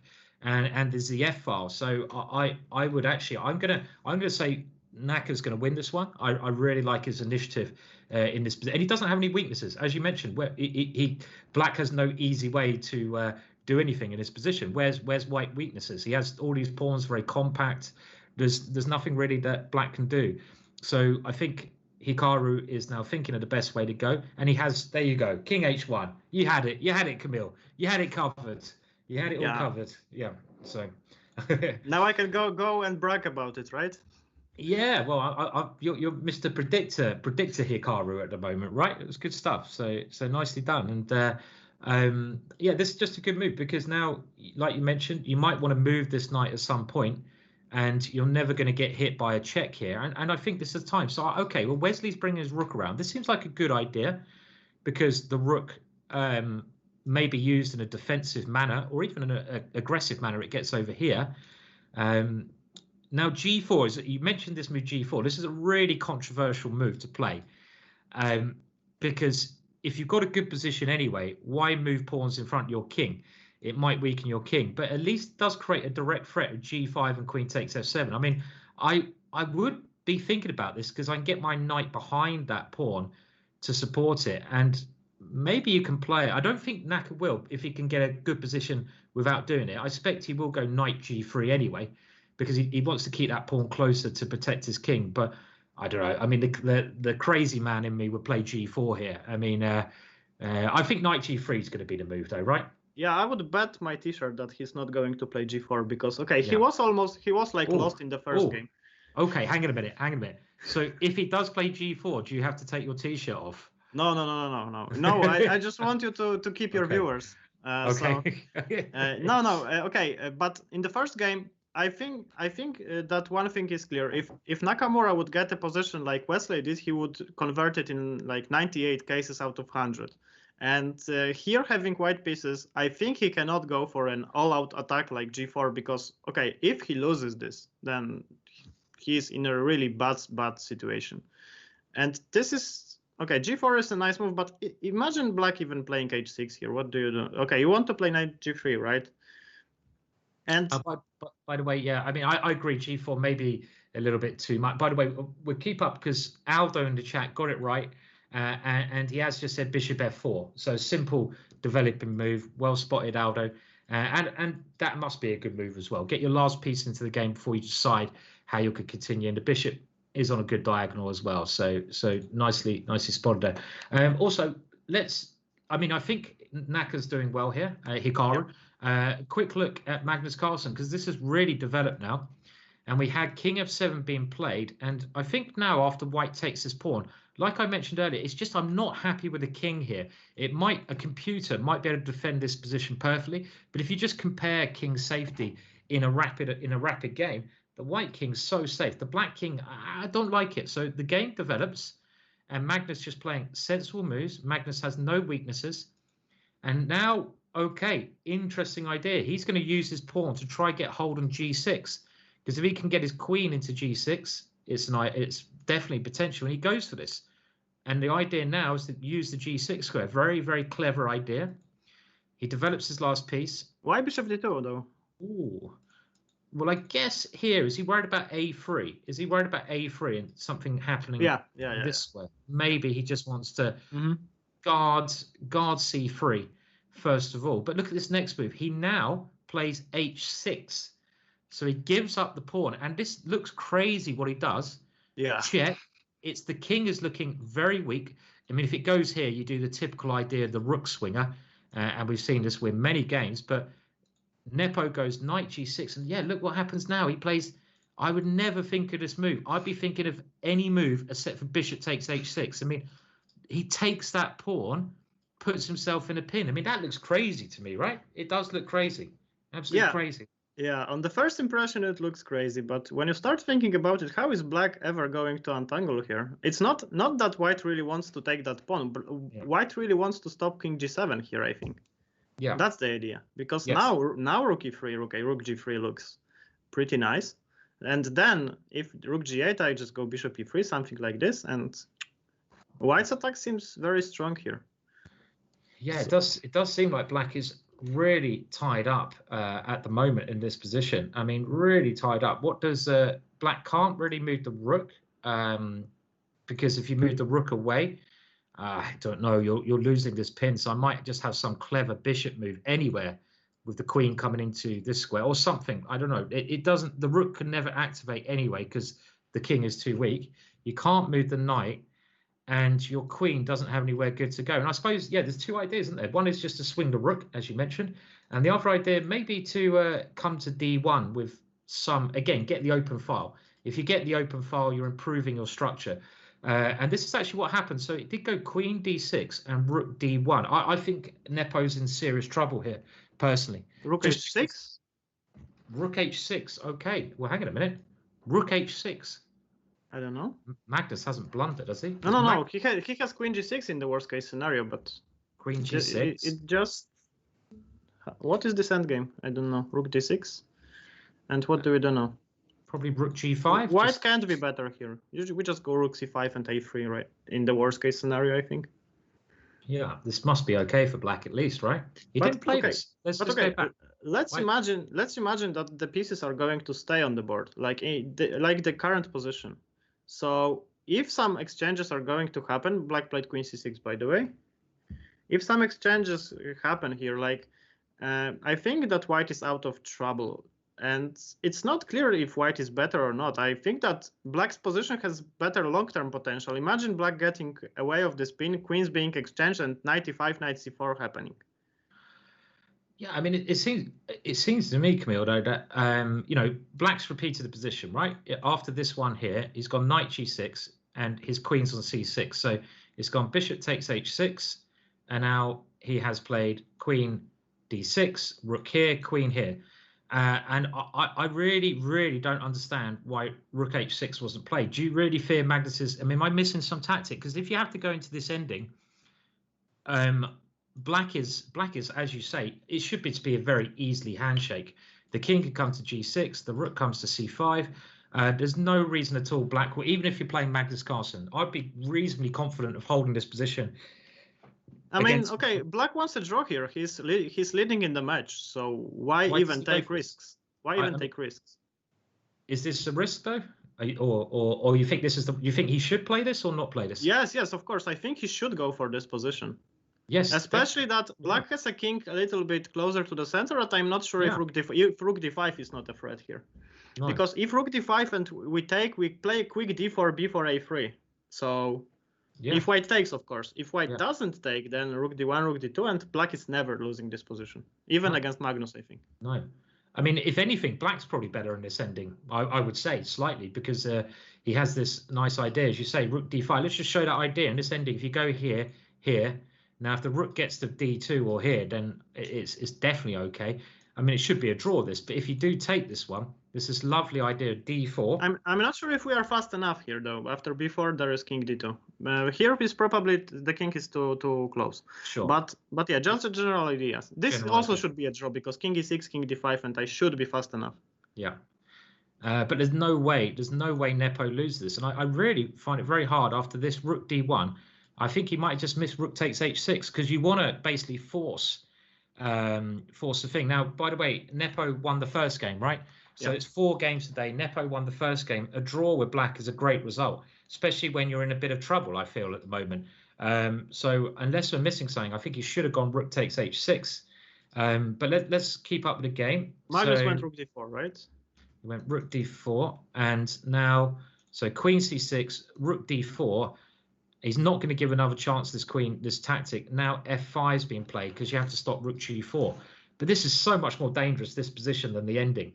I mean, Black is in a lot of danger here. White's pieces are starting to cause problem. Maybe Black's okay, but I don't necessarily like this for Black, right?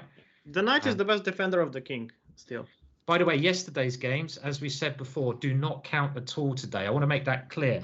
Forget about yesterday's games. They're totally irrelevant. The way this works, the semi-final, it's yesterday and today. They're 2 separate mini matches. All you need to think about is that yesterday Magnus won and Wesley So won. Today is a separate match. Today, in the 4 games, if it's a draw, therefore, then those guys go through. It doesn't matter about the points scored. It's about who wins the mini matches. Yesterday it was a mini match. Today is a mini match. So in the mini match, Nepo needs to win and also Hikaru, just to take it to a tie break. It doesn't matter about the individual games. That's not important at all. So just to let you know. Hello, we have Blair in chat, Barbary Macaque. Hello, Blair, as well. And yes, so okay, rook d3 played. I mean, how bad is this? Rook g3 is coming, right? So not sure, but okay, Black always has rook g8. Can't be that bad. By the way, I think, Simon, you really want to switch to the other game because you might regret not doing that. Look, see the position. What's going on here? It's like we missed like 4 moves, and okay. So let's have a look. So some pieces got exchanged, but g4 does happen. Yeah, there he goes. He's not afraid. He's not afraid. He just throws it up the board. He's got to win, and he's taken some risks. Why the hell not? Yeah, why the hell not? Bishop takes f4, rook e5, rook g1, whoa, h6, h4. Yes, yes, yes. He's going for it. Queen c8, trying to do this. And rook g2. And look what Wesley is doing. g5. Crazy, yeah? Crazy, crazy stuff. There's not going to be. This game is not going to be a draw. I think we can be sure about this. It looks, I mean... Although... Knight h3 looks pretty strong, I think, without exchanging. Because I want to play knight h3, and if Black takes, I want to go g5. I'm not sure if how good is it, but it looks pretty decent. Yeah. Although, no, it might not work tactically. There's bishop h3, gf, and I didn't see there's rook g5 in the end. Okay. So let's have a look. So here, king fa, king. Yeah. Oh, No, king take first. Sorry, take first. Take first. Have to take with the rook at rook g5. This is what I missed. So this is probably not working. But still, you can take and go knight f5. I don't know. I mean, it looks crazy. Maybe knight f5. Maybe knight f5 immediately. Yeah. Maybe this with this idea. This is crazy position, right? Knight f5. Can you play rook takes here though? I don't know. But then knight e7, I guess. Then king here. And then queen f6 you have. I think you have to go king f8 if you want. Yeah. And this if you wanted, but I'm not sure if this is good for white. Yeah. If you go king f8 instead, in move 31, queen f6 probably doesn't work because of queen h3, right? Oh, no, it works. Queen h3, I have rook h2, and f1 is covered. That's amazing, actually. Amazing that white is probably winning here, yeah? Okay, well, let's just have a look. More moves have occurred, and we did have, I think, in the position... H takes, rook takes. So he took instead. Didn't play knight h3. Okay, so he took it, rook g5, and he's gone forwards, which I think is also a very good way of playing, right? He's just always forward. That's right. His knight on d4 is very good still. He can come in. If things open up, he's got the f-file and he wants to open up the g-file. But yeah, this is the question. If knight takes g4 works, Wesley is good. If it does, it's one of those moves, this one. It's either okay or losing, right? So which one is it? I mean, can we just take that one? I mean, is it possible that Hikaru missed that we cannot take with everything on g4 because there's no knight f6 in the end? Suddenly rook a6 is doing a great job. You see, I think you see how clever this rook a6 move. If we can imagine this rook being back on a8 in these variations, then black doesn't have these great defensive moves, because here you kind of want to calculate rook takes here, but after, so let's say bishop takes, still very complicated this position. I mean, I can't take here, and as Camille points out, I can't do this and then knight f6 because you take it. Right, we're going to stick with the game. There's another move being played, and he just brings his knight back to f4. It still seems so dangerous though, because is this g file? If he can keep the g file closed, if black keeps that g file closed, it's okay. But if we can just break the grip on the g file, then these two knights and the rooks are going to be crashing through. They're both getting a bit short of time. Now, but he had to miss something, right? Because he went knight h5 in just without any push. He just went there and just went back next move. So I think you could be right. Maybe he missed this, or did he see it and think, okay, well, I actually want the g file to be open. I would go rook f6 here, I guess. Rook f6. Okay, yeah. Pinning him around there. Because there is a fun line after knight takes d5. Okay, never mind. Let's keep with the games. He's played it, and you might be right. I think he just missed his knight takes g4, and Wesley showing great confidence in his tactical ability to play this one. And now, if you have to play moves like rook f1, things are starting to go wrong, right? Things are starting to go wrong. Could Wesley even win this one? b4, Wesley attacking on the other side of the board. By the way, Blair Barbary Macaque in the chat. A lot of people have been asking if you want to come back on Monday as well. That's another thing you could be thinking about. We'll see. Guess. By the way, Magnus's game. Let's also quick dash back to how things are going over there. We had now white being a little bit pushed back, and I think if Magnus has to play rook h3, because there was a threat, the queen coming in, black's position has improved a lot. The endings are all okay. Knight to f8, covering d7, h4, king g6. Could black even be better in this ending? He's got a very nice centralized queen. This queen is very good. I prefer black's pawn structure. These pawns are a bit more dangerous, but I suppose white's queen is active enough. Yeah, white is active enough to get a draw, but not more than that. I would always take black here. By playing queen d8, Magnus is actually showing that he has no ambitions here, because he allows some kind of queen e1, queen e4 here. And black should be able to get a draw straight away with queen e1. It should be a draw using these three squares, right? I wonder how bad doing Niger short here is to go king g2, king h5. Okay, screw the knight. Okay, I hope it's possible to use words like this on this channel. Of course it is. Of course it is. Let's go king h5 here. Okay, I think you might have to be a little bit scared of the F3 move. Queen e4 now. Oh, Queen Let's E4. start with Queen e4, right? Okay, now let's say I do come back. And King g4. King g4. In you come. In you come. Still, there's Queen d6 probably. You probably need that one more tempo, right? One more tempo. E5. We'll keep trying. Maybe let's start with Queen e1 and then e5. But something like this. Yeah, but yeah, e5. Good idea for sure. Maybe now I have to go for the draw with King h3. Although you might be winning after Queen g2. Even. Yeah, get the queens off the board. I got a bit overexcited there. Well, let's go back. Nepo's actually, it seems to be playing for a win. I mean, was that a draw? The question is, after Queen d8, could he just go check? Was there any way that a draw could be missed here? Because in the game, Nepo has played a very risky approach. Is Nepo trying to win? I mean, he's gone Queen G. Okay, let's go back. Queen D8, Queen G7, not going for what we thought was a draw, and now Queen E8 check and Queen takes B5. So if Nepo doesn't have a good move here, he's just losing all his queenside pawns. Queen takes A4, defending H4, Knight E5, Queen F4. I think Nepo's just blundered horribly.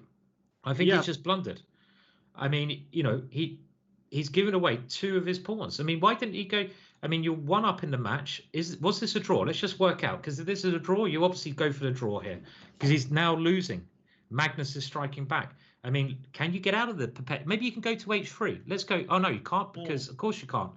I mean, King G2 is the only move, Queen E4, and the only chance here, I think, is to go for King H2. King H2, maybe? Can I go here? King G3? Here. And I don't think there's a perpetual check, because if you go Queen G4, I go King H2. You have no checks in this position. My bishop covers your checks, and I'm probably going in, maybe winning. If you go Queen E5 check, now I go to H3, and you have no checks, because I'm covering the check. So again, the queen is coming in. And if you go G4 check, I can even just go King H2. I don't have to take this one. You have no checks. So maybe there was no perpetual, right? Yeah. Maybe there's no perpetual. This is why I did it. So, but you know, Magnus again showing great understanding, and I think he's going to be winning this one, right? Let's go back to Hikaru versus Wesley So now, and Hikaru's position was getting worse and worse. In this position, he certainly had a good initiative, but it looks like he's pushed right back here, Camille, right? I mean, we're taking black now. Black's pieces are starting to come in. I'm even starting to look at some concrete moves like Rook H5, because you cannot take due to Rook F1, I guess. So the king has to go back to G1. But maybe this is still not that great. But yeah, black has to be winning this position. I would just make a bet that black is winning here. White has many pieces defending the king, but the pieces are so uncoordinating. All of those pieces are purely on the defensive here. And white just cannot move here. I mean, which pieces white can move in this position? It's really bad, isn't it? He's all tied up, isn't he? I mean, he these knights are very bad defending each other. Bishop B5 looks quite good here. Increasing the pressure on the position, right? Yeah. It looks like a very good try, that one. You might even have time to just push your H pawn. You know, go Harry. Get the Harry pawn rolling up the board. Now, Camille, I love the joke you pulled the other day in the stream. Okay, I know I'm putting you on the spot now, but I want to hear it. I want to hear another joke from you, Camille, today. Is that possible? Yeah, if I have to. If you have to, you have to. You have to. Yeah. You have to. You can get. Have you got one ready, or should I give you a bit of time? Maybe I can go for the one that I told you. Yes, go for it. Yeah, let's. I just want to warn people to get some water to have after that dry joke. And the joke, very funny joke, is why does Karpov prefer to measure with kilometers? Because he has bad memories with miles. Please don't say don't share it. I think that's a good one. I've never heard of that one before. It's one of those ones where I would thought, you know, I've probably heard it, but that's a good little joke. I like it. We haven't got a round of applause. Okay, there we go. Beam me up, Scotty has given you a thumbs up. So that's good enough. That's good enough. Okay. And now, I mean, I think this is a very safety first move, and this move, King H7, just shows that Wesley is dominating the position. His bishop's coming in. We do have a result. Magnus Carlsen managed to win, and the end of that game went with a very nice tactical move. And the tactical move in the position was here after knight f6, h5 check, and that's a really nice sweet move. If the king takes, you win the knight, game over. And if you take the knight, queen g5, and this is typical Carlsen. He loses a game and he bounces straight back. And I have to say that was an ending I didn't understand myself. I assumed that Black was doing well, but again, Magnus Carlsen shows his outstanding understanding of chess. You know, the position I mean is like something like this. I just thought, right, okay, hang on a minute. White's pawns are split. The knight and queen are supposed to be very good pieces. Black must be fine. These pawns are quite advanced. I'd be interested to know what the computer says here. Shall I put it on? I'll put it on for a second because my knowledge here wasn't good enough. What's the computer going to say? It says it's dead equal with f4. Of course, it's just a draw, right? f4 played. Okay, but I was off there. We're going to turn the engine off again now. So we're just back to Wesley So's game, who I think is about to win, probably. Yeah. It's funny how people usually would like say 7 out of 10 matches like this Nakamura is going to win, but it looks like it's the second one in a row where he's struggling a little, and maybe not even a little, because this is the second game in a row where he's being kind of outplayed. Yeah. Rook f3. Isn't rook f3 knight g5? But well, let's have a look. You can. I think Wesley, with his last time, is calculating: is this winning? Because you can't take it because queen h2 is mate, but you can take on g5 check. Let's say you take back, and does White have a move here? Maybe you can go queen takes g4 and just hang on. Okay, it hasn't been played. I want to stick with the game. There's so little time. Instead, he's just moved his rook back. He's not getting involved with any tactics, and now the knight has come into f4. No repetition, please. No, knight e5, bang. This is brilliant stuff from. I guess it's brilliant. Stuff from Wesley. Yeah, Wesley's played so well. Knight g6, rook f3 has to be played, right? Or... Okay, and then knight f8 check, king h8. This is what we're expecting. So here, this is absolute mayhem on the board. It's Black's move, and he's got 10 seconds left. He's played knight takes, and now... I was afraid of knight f8, rook e8 here. That's why I wanted to keep the knight on e5. But then you might be able to come queen c1 and get your attack in first. Yeah. So let's have a look. So if knight f8 checks play king here, there's no checks, but White can play this. And this is all about who gets the tempo. If White had the tempo, White would be winning with some knight move and then queen g8. But it's Black's move, and Black has the tempo. So Black can play here check. And after some king move, the queen can come in, and it must be mate. So back to the game. Well, Naka has gone for check, king h8, knight d7. So now the Black queen cannot get in the back. And actually, he's got a big threat. He's got rook e8 check as a big threat, and he's attacking the rook. What is happening? What is happening? Rook e6, stopping both of those ideas. But wait, just take and queen f3? So if we take, does he have an intermezzo? But then then this is, maybe he can, rather than, if I take this one, then White takes here. White is clearly probably winning. But can I go queen here check first? Maybe Hikaru's suddenly winning. Is he winning? Yes, I guess. Because I can go king g2, right? I'm not worried. And I'm going to even take that knight with a king. The knight doesn't have any good checks because I covered him. Maybe Hikaru's tricked him. This is unbelievable. He's tricked him. Why is he thinking here? I mean, yeah, okay. He took. He's taken. Rook e6, pawn takes has happened. And now... Queen d4, right? But then queen f6, this has to be winning. Oh, wait. Black has 3 pawns for the piece. Pawns. I didn't calculate the pawns even. But there is check here, check, king here, and now check. You can't take the knight because this check wins the queen. It's like one of those puzzles. I know, puzzle rush. But you can go king f5 here, and all of a sudden maybe Black's all right. This is just crazy, absolutely crazy. So is there a win? Queen takes d4. Queen h7 maybe here even. Okay, so let's look. So he's gone check, king h7 forced. It might be a draw. It might end up some perpetual check. Oh, wait. Can't I just play queen f7 and take on e6 even? Okay, so check. He has played this one. King h8 has been played. You don't have time to play this one, threatening checkmates, because now black gets an easy perpetual. Yeah, Queen G1 is Queen G1 here, right? Oh no, no, no. Black has black has pawns. Sorry, it's black who has pawns here. Black has the pawn. That's an easy mistake to make. You play this like really proud. Queen G1, and you're like, draw, stalemate. You look really smug, and then your opponent takes that and looks at you. And there is no pop-up ending the game. Yeah, I think I've done that before in a real game. I have to say, I've done something stupid like that before. It's probably when I was drunk. Okay, he's gone queen here, check. He's trying, I think, to use his knight and queen to weave something.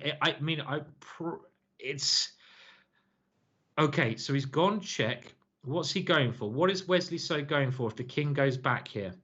He's got some ideas. The black queen is very, very well positioned. Maybe it's important that the queen controls the h4 square, but I'm not sure how. Yeah. I mean, can he try like now knight here, and is it perpetual check, or can his king now do the Nigel short and run to e8? Because maybe now I'm stopping this check. My king can just run like this. But what is the problem? That black is going to play queen a1, queen b2, and whenever you abandon the second and first rank, I will take on b3 with check, and you have no pawns left. So it's also risky, right? It's also risky. Well, you know what he's done? It's gone. Queen takes e6, and now does Naka have a draw? King g2. The thing is here, I guess if you take the last pawn, because the black king's in such a bad position, the knight and queen might be able to checkmate that guy. Normally, a knight and queen versus queen is a draw. Very rare to have, but in this position, the black king is so badly placed in the corner that I wouldn't be surprised if white is winning here. I mean, something like check and knight e5 looks like a possibility. I would not be surprised if Wesley's winning this. It's really unclear though. If you take the queens out of the board, it's possible that white might even lose this. So yes, Naka also has to be alert because he's trailing 1 point. It is, yeah. I don't know if this is winning. It's either going to be perpetual check. I think what Wesley's going to try to do is keep his queen to stop checks and try to get his knight somewhere where he starts threatening the black king with these two pieces. I expect to draw. Oh, king g6. Well, now the king's coming out the corner, and I think if the black king comes out, it should just be fine for black. Why not knight f8? I mean, I don't know. Okay, those guys are 2800, but knight f8 using. Okay, this might be also winning, right? It could be winning, depending how. I mean, that king, it's going a bit. Where is he going? I don't know where the king's going. He's going back. Go back, man. He's had his fun. Go back to h7, dude. It's probably a draw. We're probably looking at a draw. But I have no idea. I'm pretty sure knight f8 should be pretty good for. Ooh. But what's going on? Okay, well, the king has h4. This is so close to winning for Wesley. If he goes check, king h4. And now you can try. No check. Queen g4 coming. I wouldn't check. I would play knight e5 first because I want to keep g3 for my king. Well, he's gone queen f. He's gone check, check, queen f2 check. He's trying to get his knight into the game with a check, which makes a lot of sense. He's trying, and he can now put it here with a check. But is there anywhere to go after king g6? That's maybe not the best square for the knight. Really close. And Naka is the one. If somebody's winning this position with white, it's Naka. Again, you know what? I've got it wrong. I did this the other day. I thought that I done this the other day. I get the colours mixed up. Remember, I always do it with you, Camille. Whenever I'm commentating, I get the colours mixed up. What am I going for?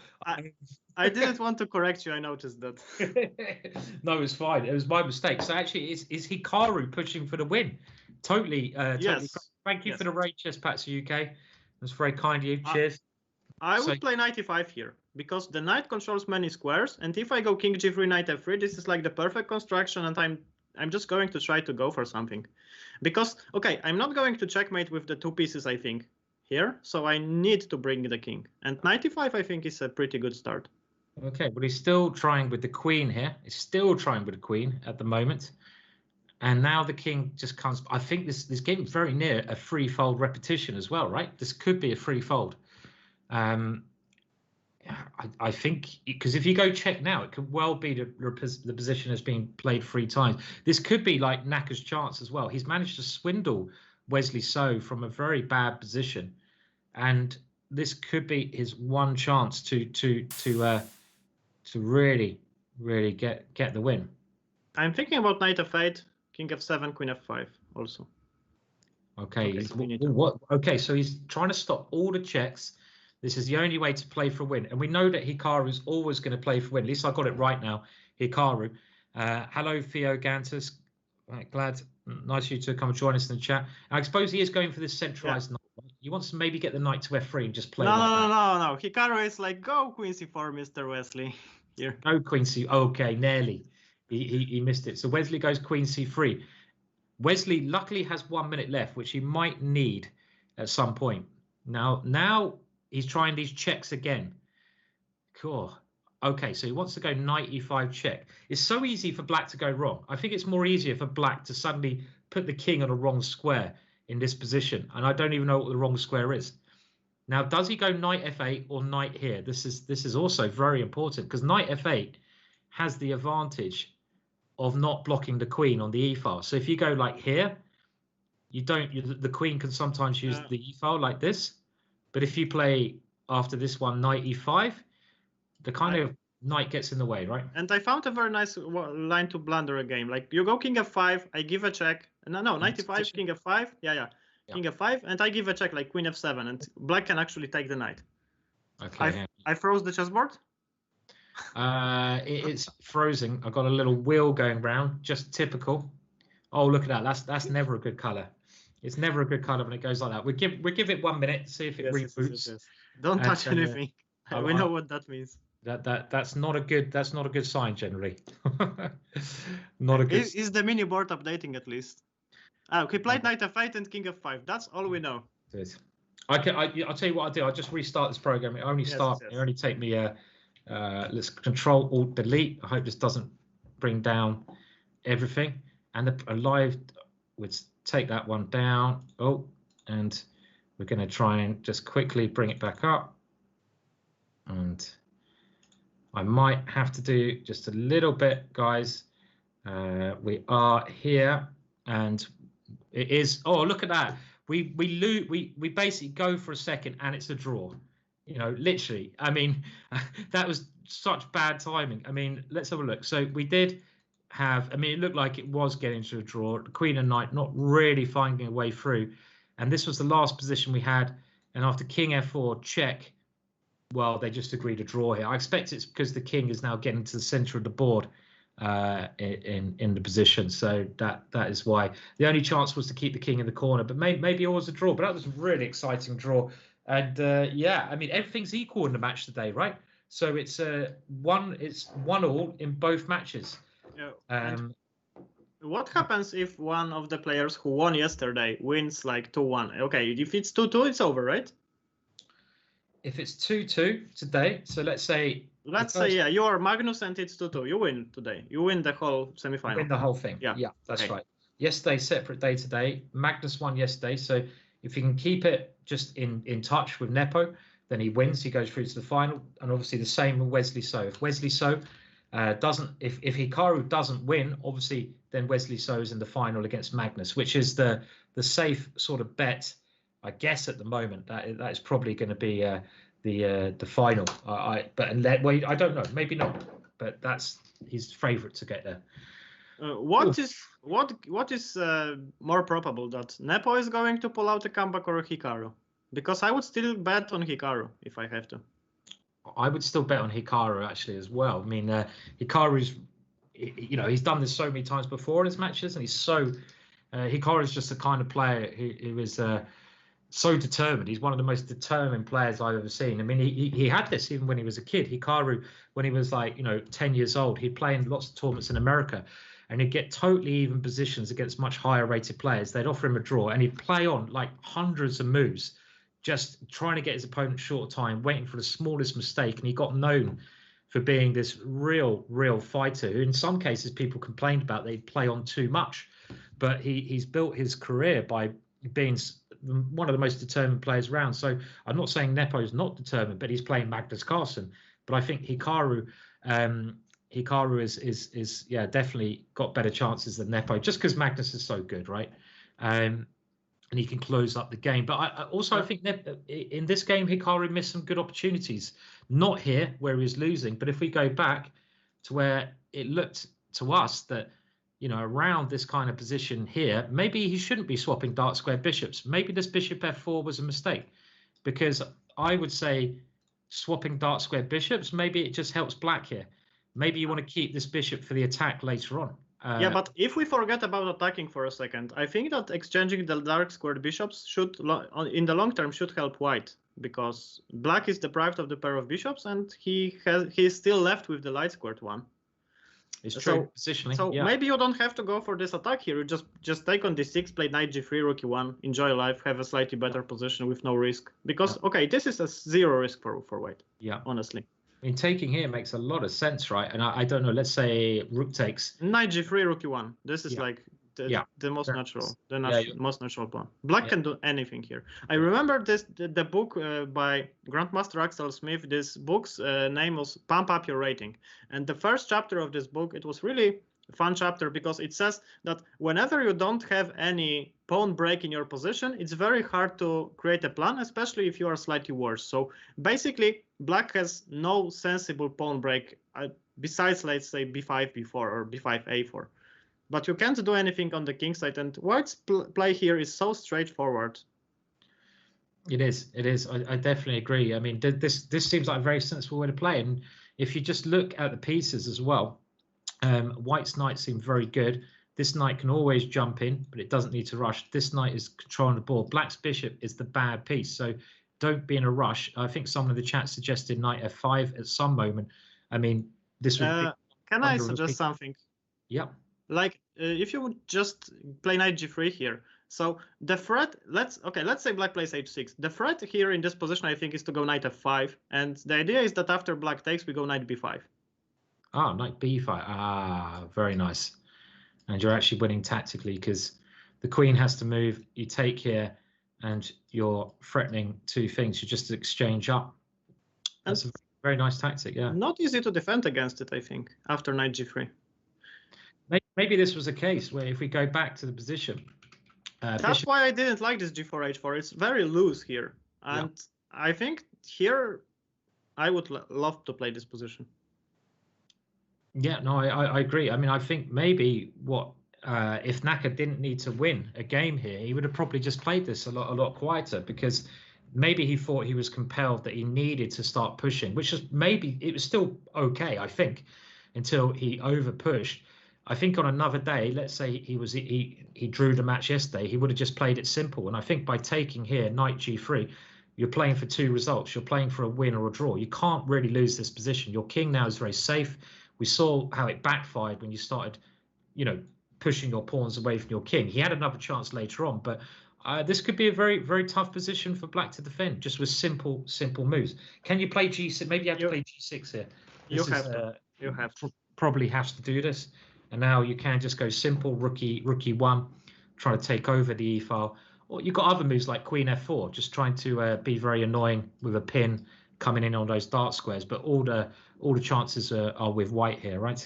All the chances are with white. So yeah, this is a pretty simple position for white to play, and for black it's a nightmare because every move you make has some merit. The rook cannot move, the queen really can't move, the knight can't move.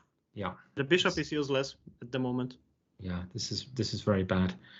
Okay, so some chances there for Hikaru, but just to remind everyone, the scores. Yesterday, we had Carlsen winning. That's a separate kind of match. Let's not forget that. Yesterday, Wesley So winning. So today, if those guys draw, they're through to the final in the 4 games, meaning Hikaru and Nepo need to win a game in the next two rounds to basically update. Let me just make sure the games have not started for some reason. Okay, we do have a game now. Hikaru doesn't seem to have started about Wesley So, but let's go for Nepo. This is Nepo's last white. And he's going to realize this is his last chance with the white pieces to try and score a point. And he did that in the first game in a very messy scenario. We had the same opening here.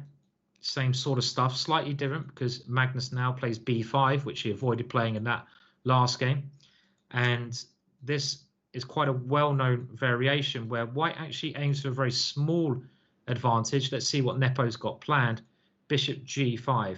And what springs to mind is, are these pawns in the center good or are they bad? I mean, if they can keep on their squares, then the bishop on A2 is a terrible piece. But with his last move, Nepo's trying to get rid of the defender of D5, and he's trying to just crumble these pawns, maybe rook D1 coming. So I don't know, are they strong or weak pawns, those ones in the center? I would say that I would agree completely with the fact that this position is all about the bishop on A2, and that's what I wanted to suggest. I don't see any other move apart of E4. Okay, E4 I think had to be played, because what else? Bishop takes F6 followed by something on D5 was a threat, and I didn't see any other way to defend it against it. But what now? Do we go D4? No, you take. Takes.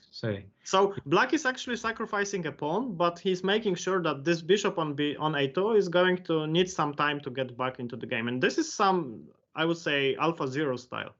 So you sacrifice something, you exchange some pieces, you get rid of the problems you're a pawn down, but actually your position is suddenly very easy to play, because the knight can go back to C6. White is not even taking this. I don't think he can win a pawn here, because if you go knight takes E4, knight takes E4, of course, there's the threat with the bishop on G5. Oh, well, and, I didn't see. Yeah, so in actual fact, I mean, okay. But I guess just looking at the time, Jan must have prepared this variation. I mean, I agree. On the surface, it looks pretty bad with a bishop on A2, because you're playing kind of a piece down, and that piece may never get in the game. But Jan's, I guess, relying on his rooks coming quickly to the center. He's also relying on potentially a knight coming into attack, and the f pawn is maybe a dangerous unit to attack. So he's kind of like saying, okay, maybe later on I will go like rook here, knight d5, c3, bishop b1, get my bishop on this diagonal. So, but I think it must be preparation right so far. This must be unbalanced position. He's got to go unbalanced. So I think he's got what he wants, an unbalanced, unclear situation. Magnus might be okay, but it's at least messy. And when you need to win a game, you need messy positions at the moment. Especially against Magnus. He's not going to commit any positional mistakes. So you just have to provoke some tactical one. Yeah. Yes. And in this position, okay, the bishop on A2 currently is bad, but don't forget that all other pieces are kind of participating in the attack. And the knight on A5 is also out of the action at the moment. So those pieces are kind of, at the moment, equal to each other. And white should be able to maybe go for a little something. Bishop f6, knight d5, I think is not what white wants, because then the queen somewhere takes, and you're just left with the piece that you really don't want to be left with. So something like this, and I would say that black is better / much better here. Yeah, I mean, this is certainly the wrong exchanges. I mean, whenever you exchange pieces in chess, you've got to make sure you don't leave yourself with your worst piece, and this would just be crazy to swap off your only hope. I mean, Magnus is probably just, I'm not going to say winning, but he would be very close to, well, he's doing extremely well in such an exchanging kind of thing. So don't exchange all these guys off. That'd be crazy. Is there anything else you can do? Well, I suppose the other idea is to go like rook e1 here. He played it. He played it, okay. And I do want to go bishop b1. I hate having my bishop here.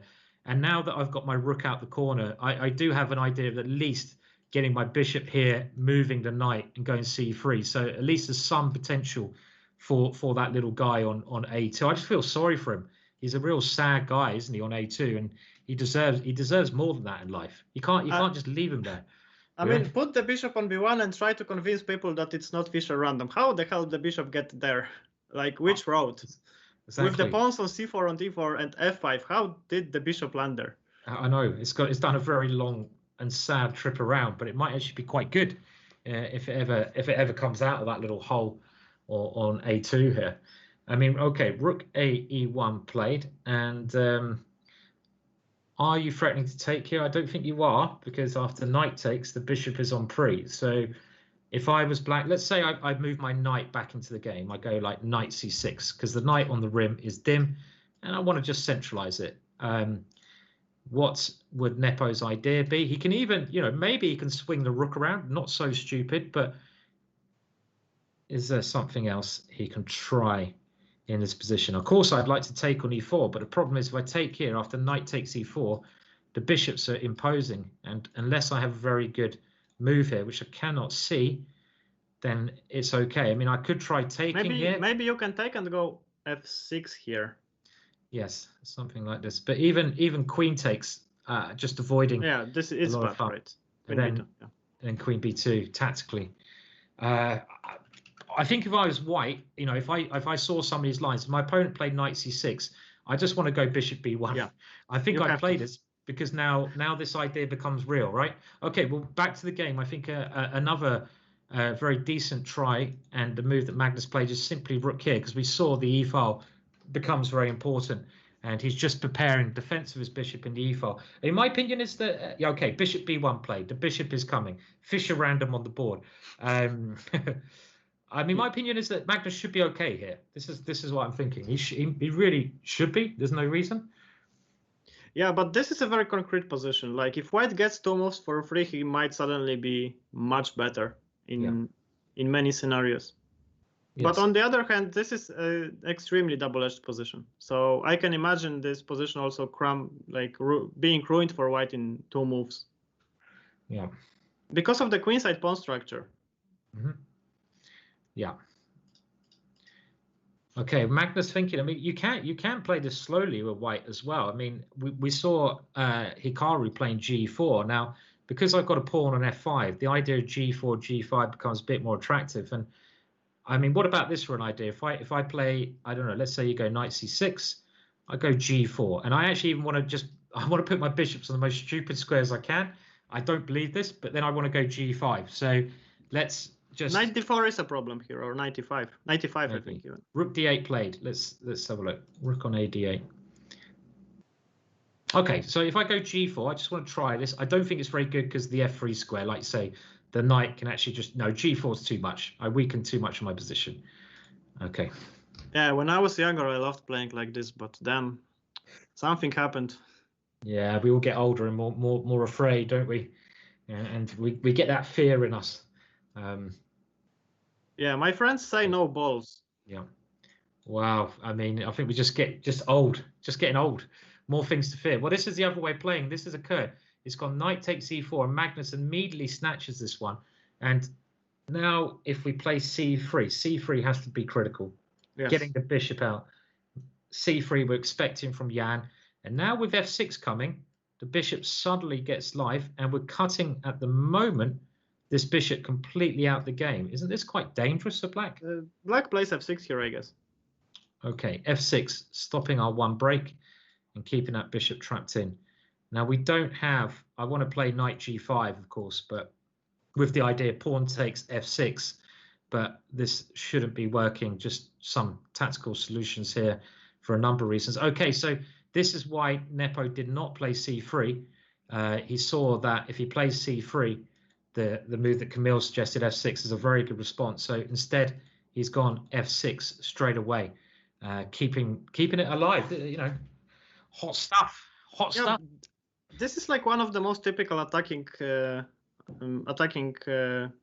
patterns. I'd say, because if you play c3, f6, then suddenly all of those roads to the black king are closed. The pawn on f6 is great. The bishop on b1 is closed, and it's really hard to do something, because even our own pawn on f5 is a little Trojan horse, which stops our pieces.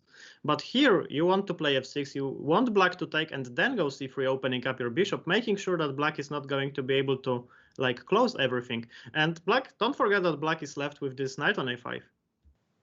Yeah, totally out the game, the knight on a5. I would be a little bit scared in Magnus's shoes here. I mean, I would be like, okay, it's time for some real calculation. I mean, there's simple ideas. Knight g5 attacking, threatening queen h7. There's ideas of the queen just coming here and sneaking its way in on the dark squares.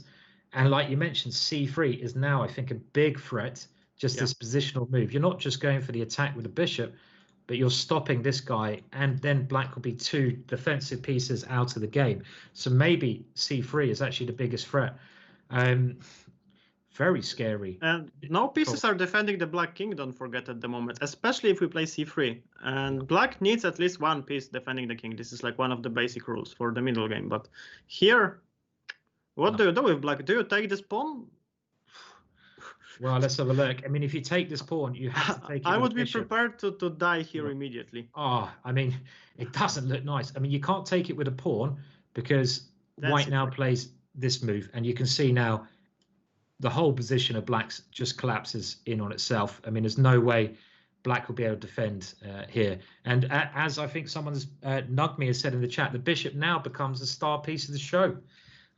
So you have to try taking it with a bishop, and you got to be brave here. This is like an incredibly brave move. This is kind of a desperate move. And now if I just take this and play c3, again, it becomes the star of the show. And I would say white's winning here. There's no good way to stop me coming into h7. Okay, even if there is no checkmate for some reason, black is just lost here. Black is lost. Hence why the move in the game's being played. Magnus desperately trying to get the queens off. Queen d7. If he can get the queens off, he's fine. Nepo's not going to swap queens off in a million years. So scary for Magnus. Very scary. When you said a million years, it reminded me this famous interview with Ivan Sokolov. Yeah, the best interview. Yeah. The best interview. We talked about this with Niels the other day, and I don't know if we can get a link to that. Let me see if I can find a link to it. I'd love to show that. Maybe our producer, if he's listening, can let us know if we can show a link to it. This is the best. It's the best chess interview ever said, ever, anywhere. The guy said like 10 words. Yeah, and they were the best 10 words. It was absolutely great. Okay, now just to let you know what's happening elsewhere, we're trying to get a link, Colleen. We can get it up. Just the way he said it is brilliant. Wesley versus Hikaru was a draw. What?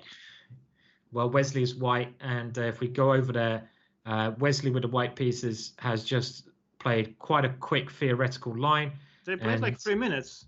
Yeah, this is one of the trendy lines in the Nims of Indian. I don't know the theory here, but I do know that this is very heavily analysed. And one thing that Wesley's very good at doing, when he's got the white pieces, he knows his theory so well, and he realises 2 draws gets him there. So he's kind of like, I'm not going to try too hard with white.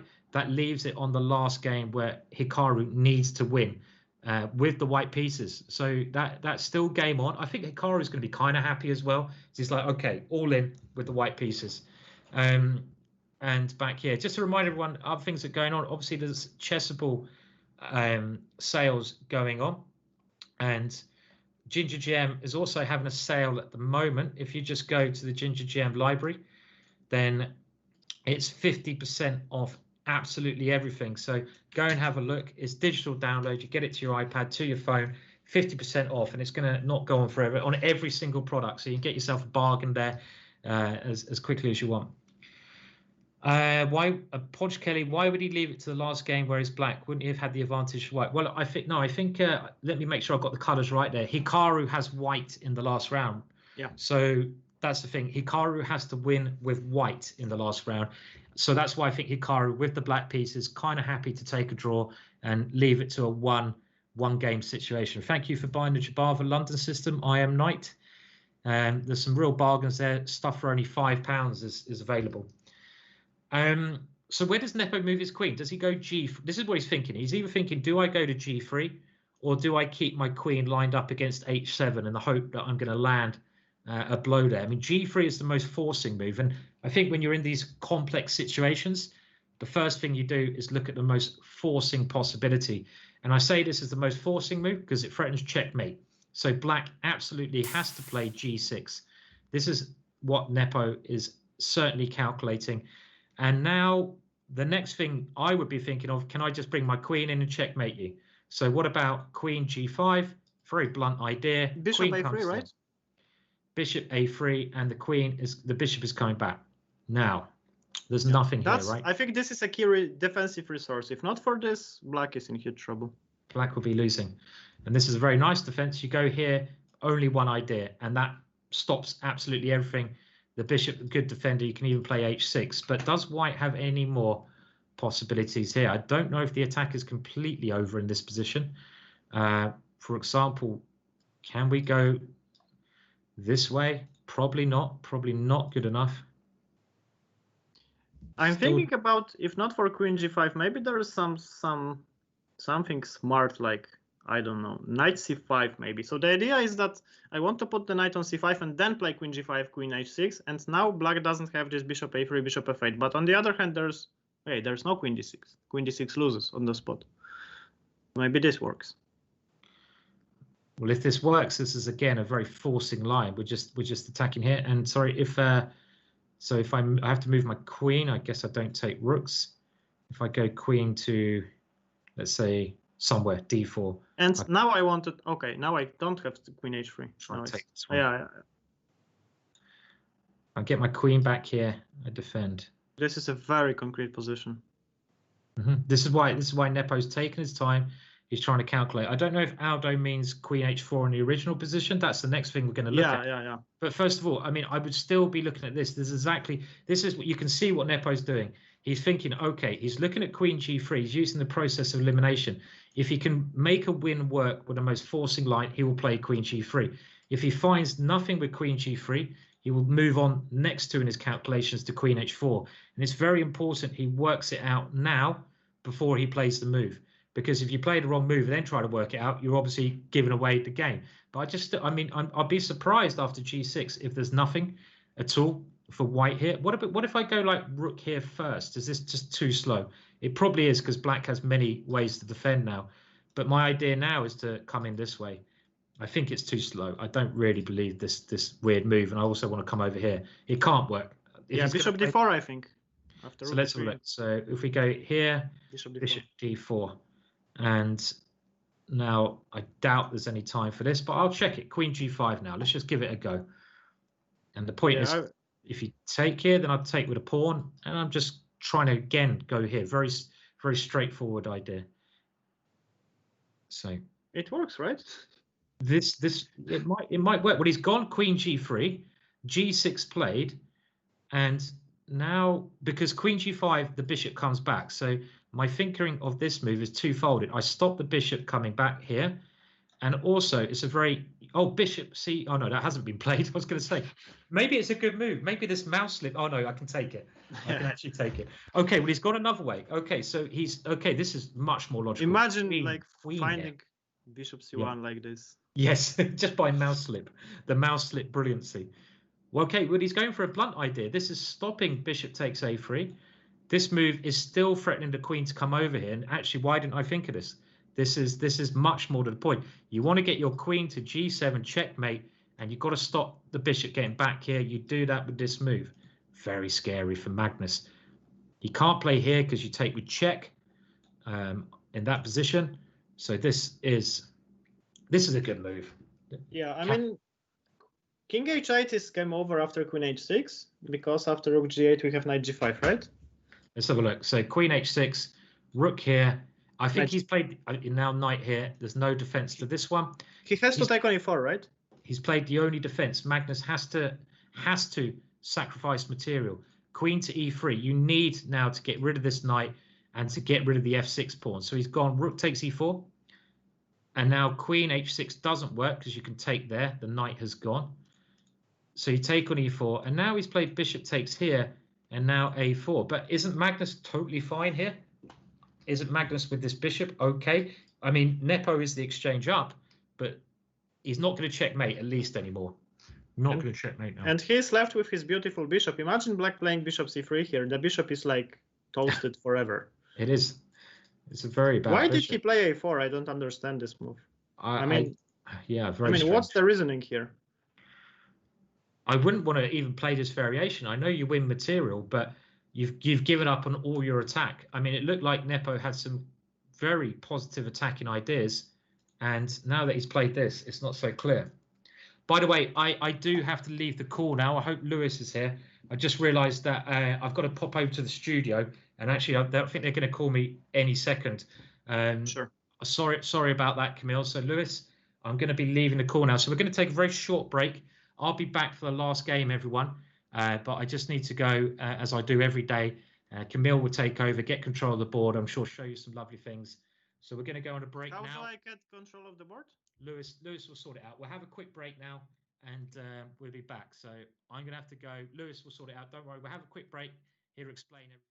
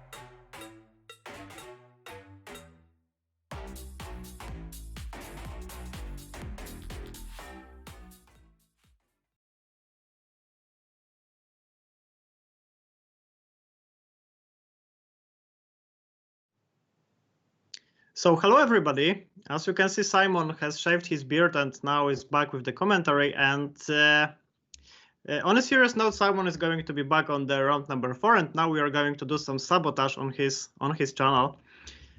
So what's going on here? We left the Nepo game against Magnus, where Nepo played this move A4, B4 happened, and let's try to think about this position, because I think that whenever you get a position like this, at least it's for me, I would prefer to play with the black pieces every time here, because okay, you are an exchange down, but on the other hand, you know what are your moves. You have a majority on the queen side, and on the other hand, white doesn't have a sensible plan here. So Nepo played queen f3 attacking the bishop, queen c6 played, bishop c3 I think also might be a decent idea, but okay, queen c6 getting the queens off the board.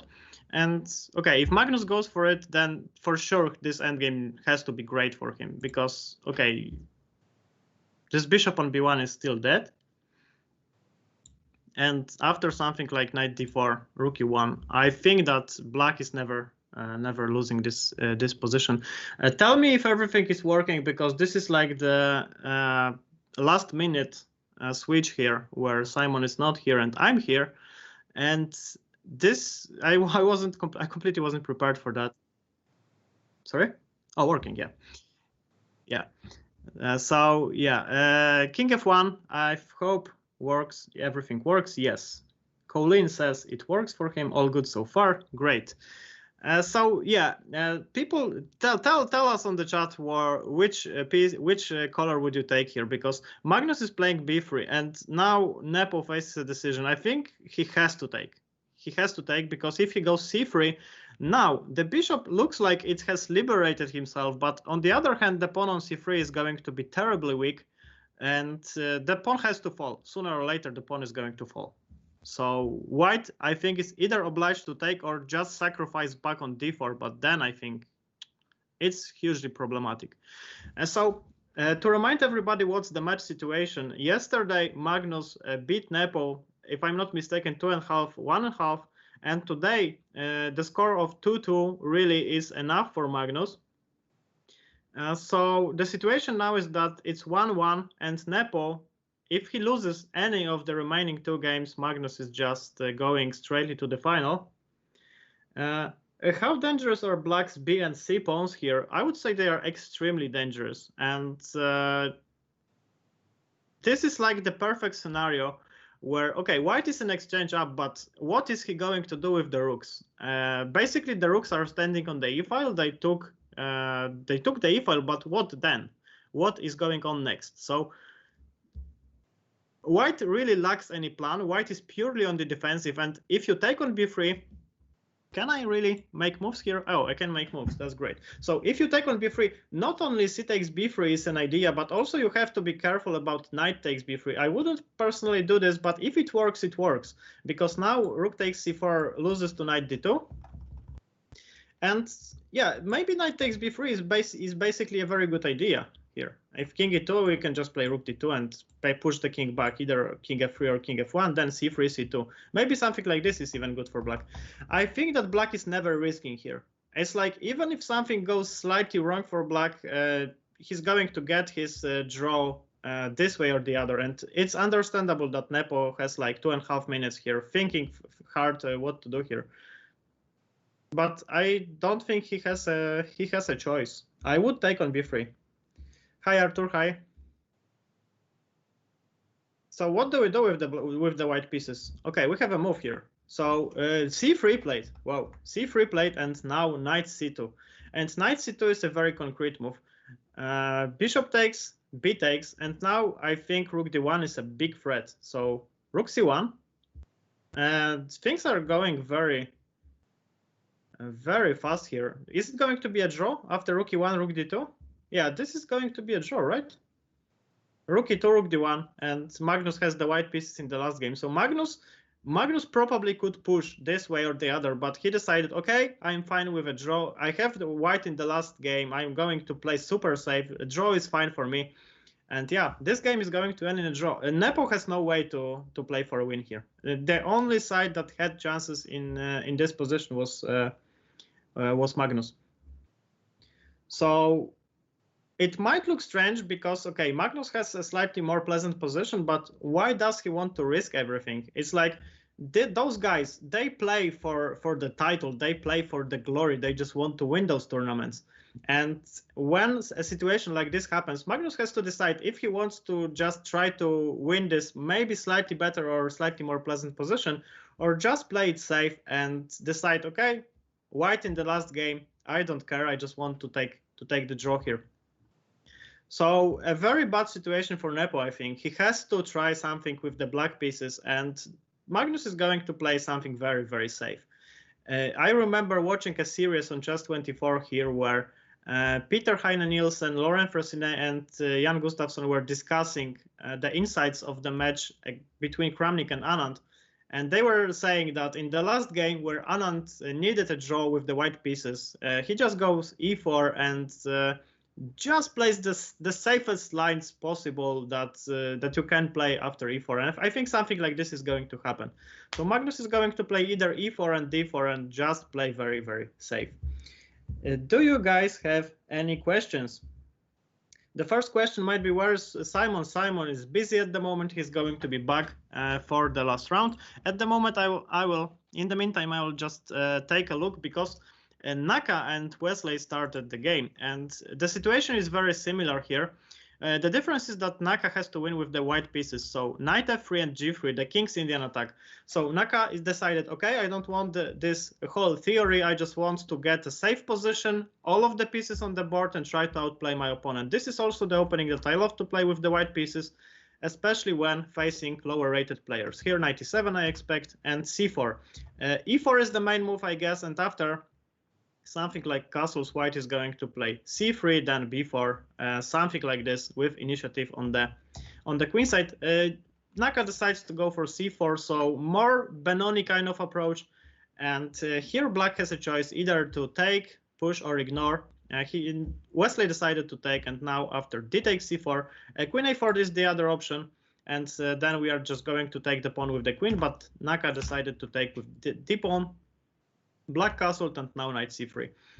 Knight c6, rook b1. Rook b1 is a very useful move because white really wants to play some kind of b3 in the future, but firstly, it's useful to step away of this bishop on g7 scope.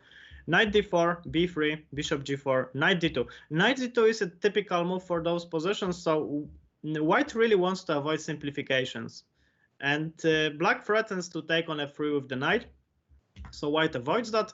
Don't forget that the pawn on e2 is defended by both the knight and the bishop. So c6 and now h3.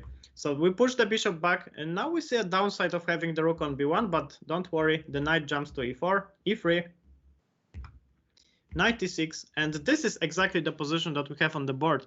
And I just have to tell you that I really like the choice of Hikaru here, because okay, this position is probably not better for white, but he has what he wanted. So no exchanges, no fury, and all of the pieces on the board. This is very important. Don't forget that Naka is in a must-win situation. So he has to keep as many pieces on the board. He has to keep the tension, and he has to look for those fighting chances.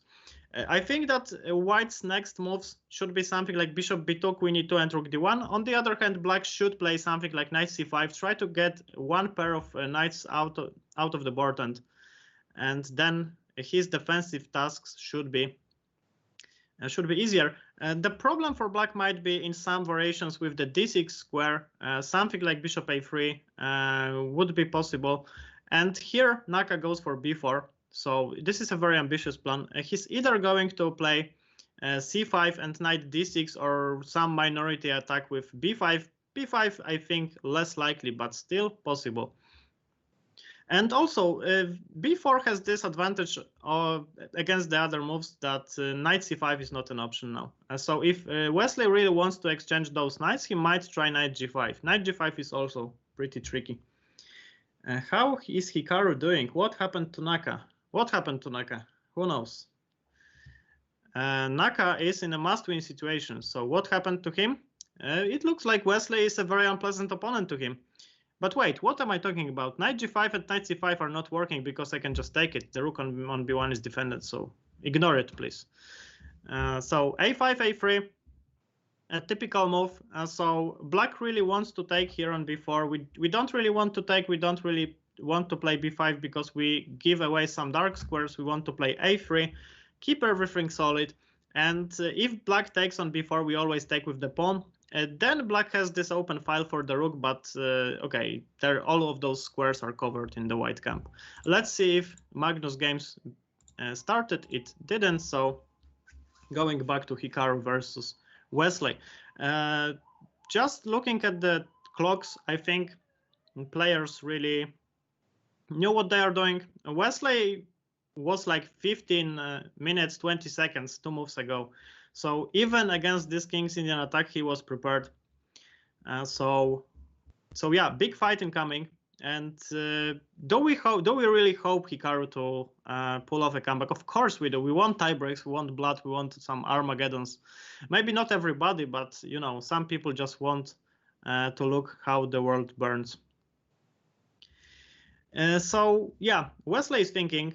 And what black can play in this position, I would expect a move like rook f to d8 coming.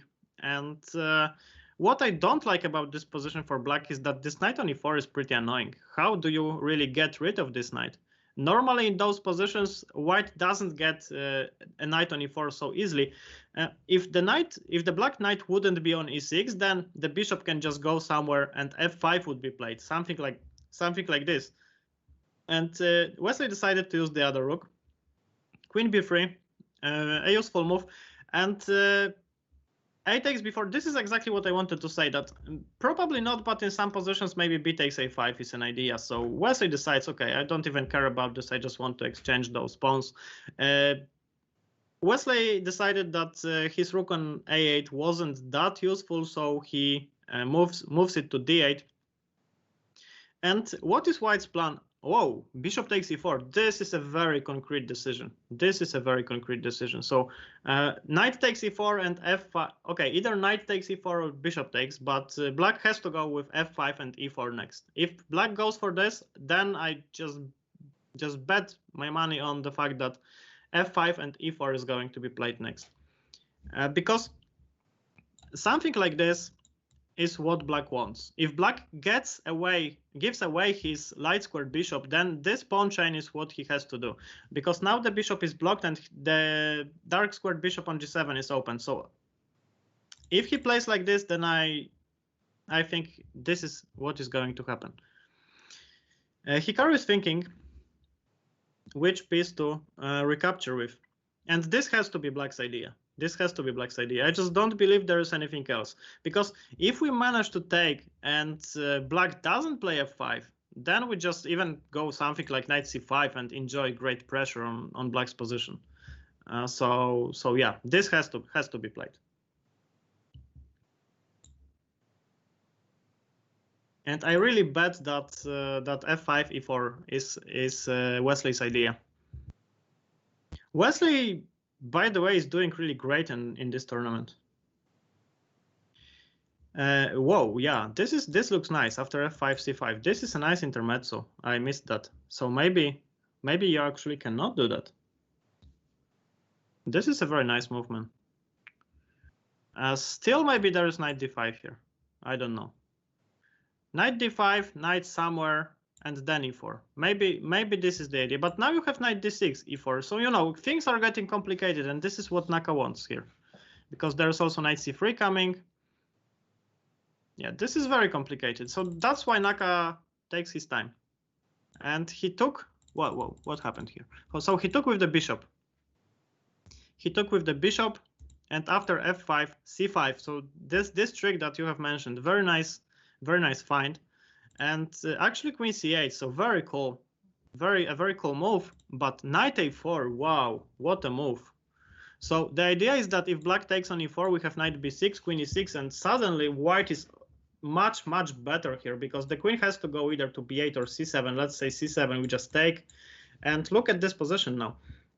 This pawn on e4 is a weakness, and actually after something like, I don't know, queen g4 and queen c4, I think we are ready to take this pawn. But actually maybe this is not that simple, because black has knight d5, and if queen e4, knight b6, still I would say that white is slightly better here, because after bishop b2, this pawn on e5 is a weakness. So at least in practical game, this should be advantageous for white, although too many simplifications to my taste.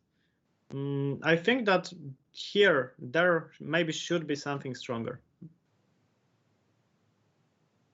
Although I don't see it. Maybe just knight c4, trying to keep everything on the board. So knight c4, knight d6. The knight has done its job. Maybe less relocated to d6. So this would be my guess. But actually, knight a4 is very strong.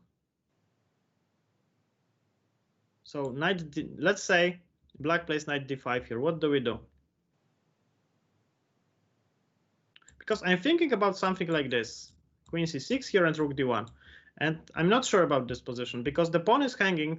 Black, I think, has to go for something like d4, right? But then we take, pawn takes, and I'm not sure if I like this position. Maybe after bishop g5, black's position is just bad here, because black is pinned everywhere. Rook d3, rook d1 coming.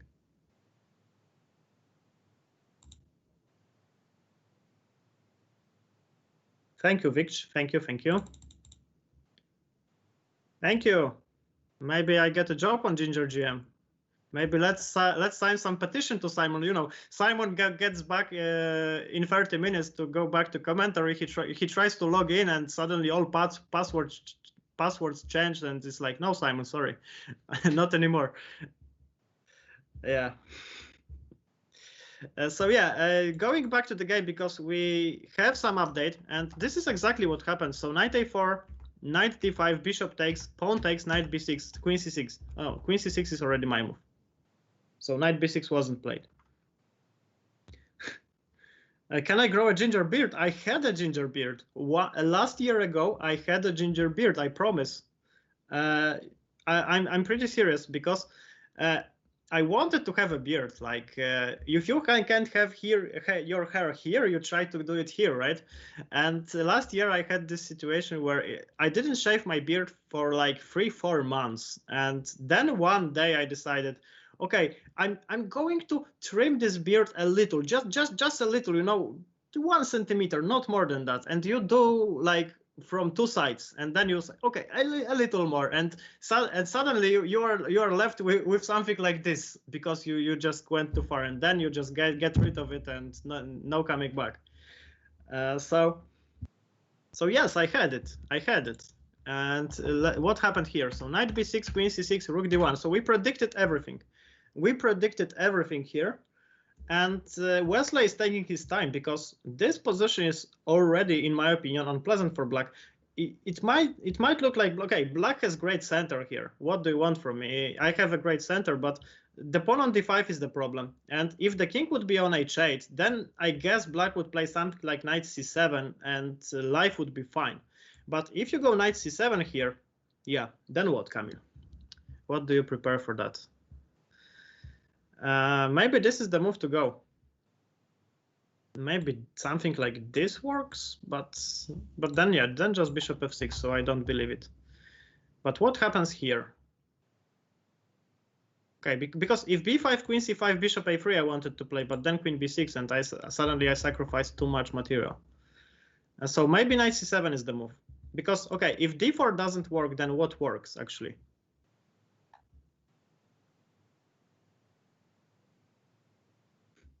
Pankutu says that he cuts his own hair, always cut too much off. I don't have this problem. You know, there's not too much when you shave your head on a 0. So this, you know, one problem from your life that you just get rid of. And around 5 years ago, I just agreed with the fact that I will not have hair in my life on my head. So I just decided, okay, genetics is smarter than me. I'm not going to fight back at it. And still, Wesley is thinking, because this is a very responsible decision, because you don't want to put your knight on c7. That's the thing. Okay, knight c7, bishop a3 might be a problem. Now I see that it might be a problem because now b5 gets in, actually. If knight b5, we take on d5. If queen b5, the same thing. So this might be a problem. It looks really ridiculous to put the bishop here when black can block this bishop. But in this situation, those two pieces on c6 and c7, they are overextended. And we are going to be able to win a pawn. So maybe this is the problem. Because if after bishop a3, I get b5 in, then this situation is already critical for Wesley, and yeah, this looks crushing. I have to say, this looks crushing. If I get b5 and knight g5 played, so this is a counterattack. Wesley decides, okay, I will lose this pawn sooner or later, so I have to sacrifice it. And this is a very smart, practical decision. Don't forget that this is a must-win situation for Hikaru. And now let's see what happens in the Magnus versus Nepo game, because we have some kind of Sicilian, some strange Sicilian. Okay, so the so-called Moscow variation. If black plays d6, black is ready for the Najdorf, I think. Nepo plays the Najdorf or the dragon, right? Does he play the dragon though? Okay, never mind. But knight d7 is the most fighting move. If knight c6, then white is supposed to have a very good position after something like castles.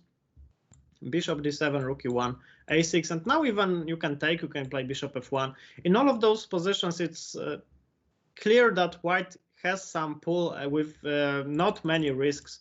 So if you play bishop d7, white has many ways to simplify the position. The most famous one is to take on d7, play c4, then go for d4, setting up the so-called Maroczy bind, and yeah, white has all the chances here. So if Nepo has to win this game, this is important. Nepo has to win this game. So he plays knight d7, a4, a fashionable move, and after knight f6, knight c3, a6, the bishop goes back to e2, b6, d4. So this is a very unbalanced open Sicilian where White takes on d4 with the queen.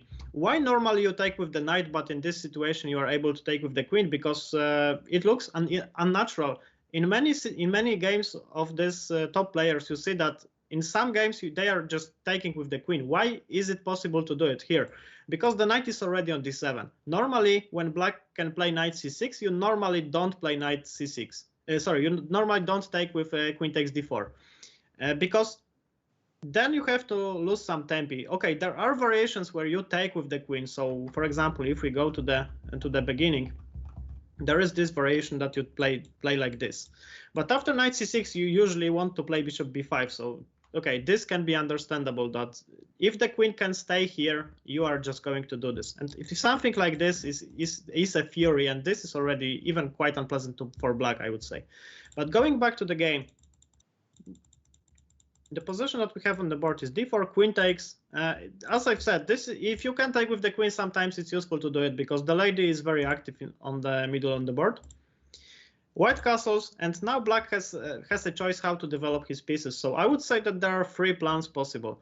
The first plan is what I would like to do with black is to go g6 and bishop g7. The only problem with this plan might be that it is a little bit too slow. Maybe some e5 ideas, I don't know, although it doesn't look like the case.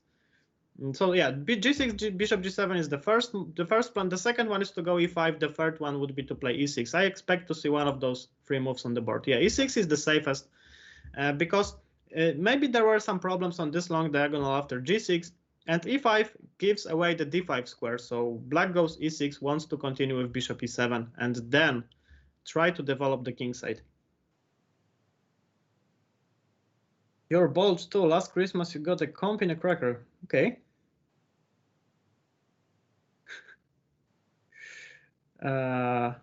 Yeah, so this is the position that we have currently on the board. Magnus is taking his time. One more time, I will remind that all that Magnus needs in this game is just a very nice draw. He doesn't need a win, because yesterday he had beaten Nepo 2.5, 1.5 in a mini match, and today if he manages to get 2-2, he gets a draw. So the first mini match won, the second mini match drawn, and Magnus is going to the final. I mean, not now, but this is his plan for sure. And now let's go back to the Hikaru Wesley game, because there are many things happening here. So knight g5 played, and Hikaru decided that he doesn't want to take on d5, so he goes h4. Simon would be proud. Hikaru is kicking, and now knight e4. Mysterious move, but maybe I guess the idea is that in some positions black wants to use this square on c3, and also e4 is a pretty decent square for the knight. So b5 from Hikaru. What is going on? Simon is back, I guess. I guess that the host is back. Hey, yeah, I'm here. I don't know if you can hear me and the sound's okay. Yes. I mean, okay. I can hear you. I'm not sure about the people. Okay, we'll get some feedback.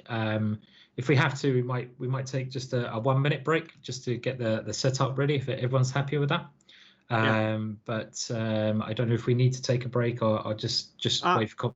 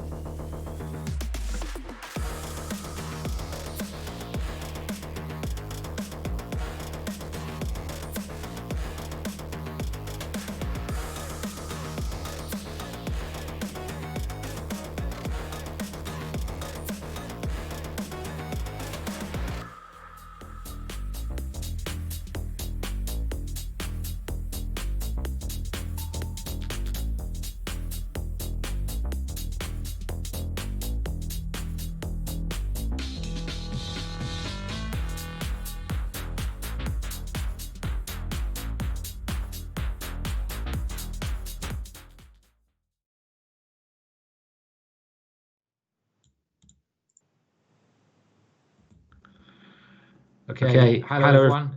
It's lovely to be back again. We're just obviously, as always, when we do these jump off, jump ins, it does cause a little bit of technical slowness because I mess everything up by doing it. But we'll get back to everything being perfect very soon. Thank you so much, Camille, for going through the action.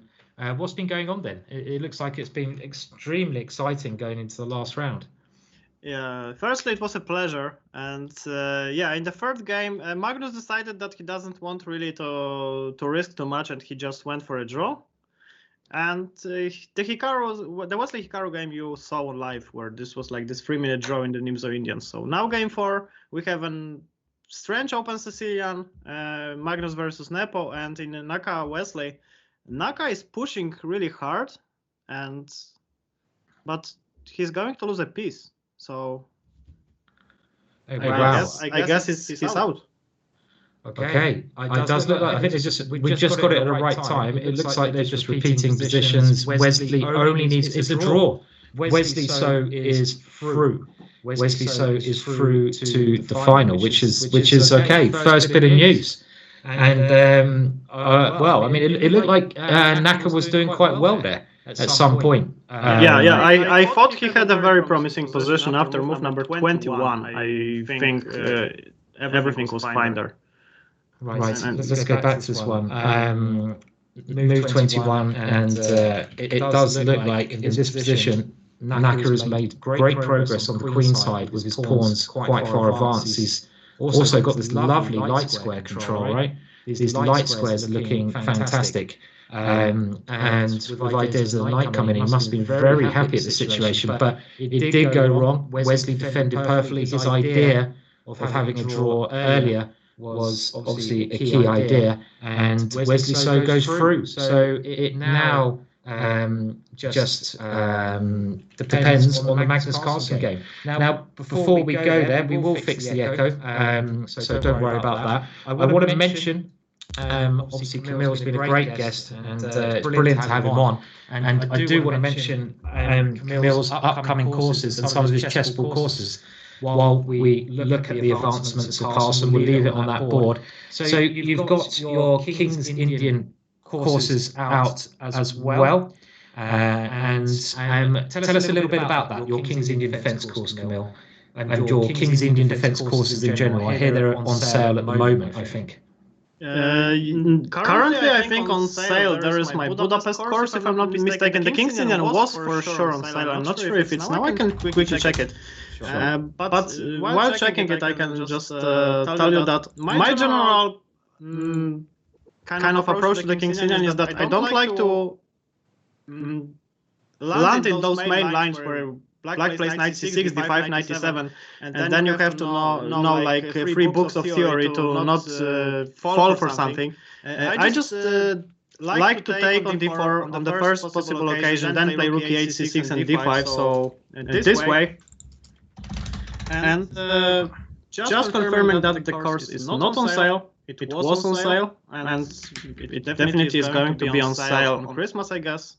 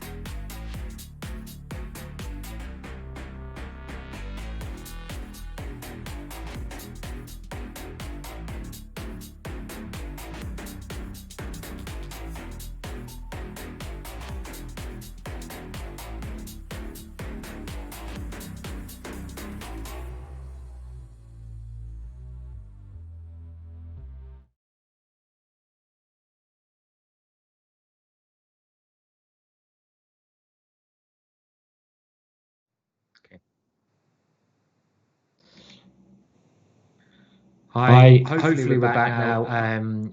The echo should be getting sorted. It's one of those things whenever I join the other show, we've got a producer as well who's working on things, but it just makes some technical complications, so we have to start the call again, but we will get on it. Oh yes, sorted. Let's hope it's gone. Okay, that's good. Thanks, Aldo, for telling us that. That's good to hear. Hello, Yobius. Good to see some of the regulars still in the chat. It's good to have you guys here.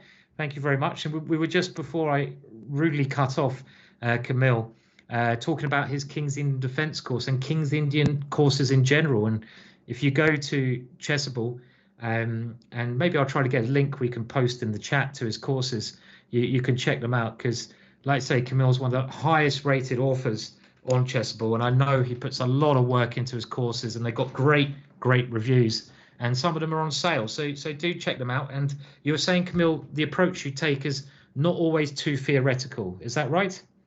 Yeah, I like to consider myself the sidelines guy, so those tricky sidelines that you might use either with white or black. I don't know if you said it before we were turned off. I like to play the King's Indian, not the main lines in the classical variation with knight c6, d5, knight e7, but I like to take on d4 on the first possible occasion and then go for rook e8, c6 and try to get d5 in.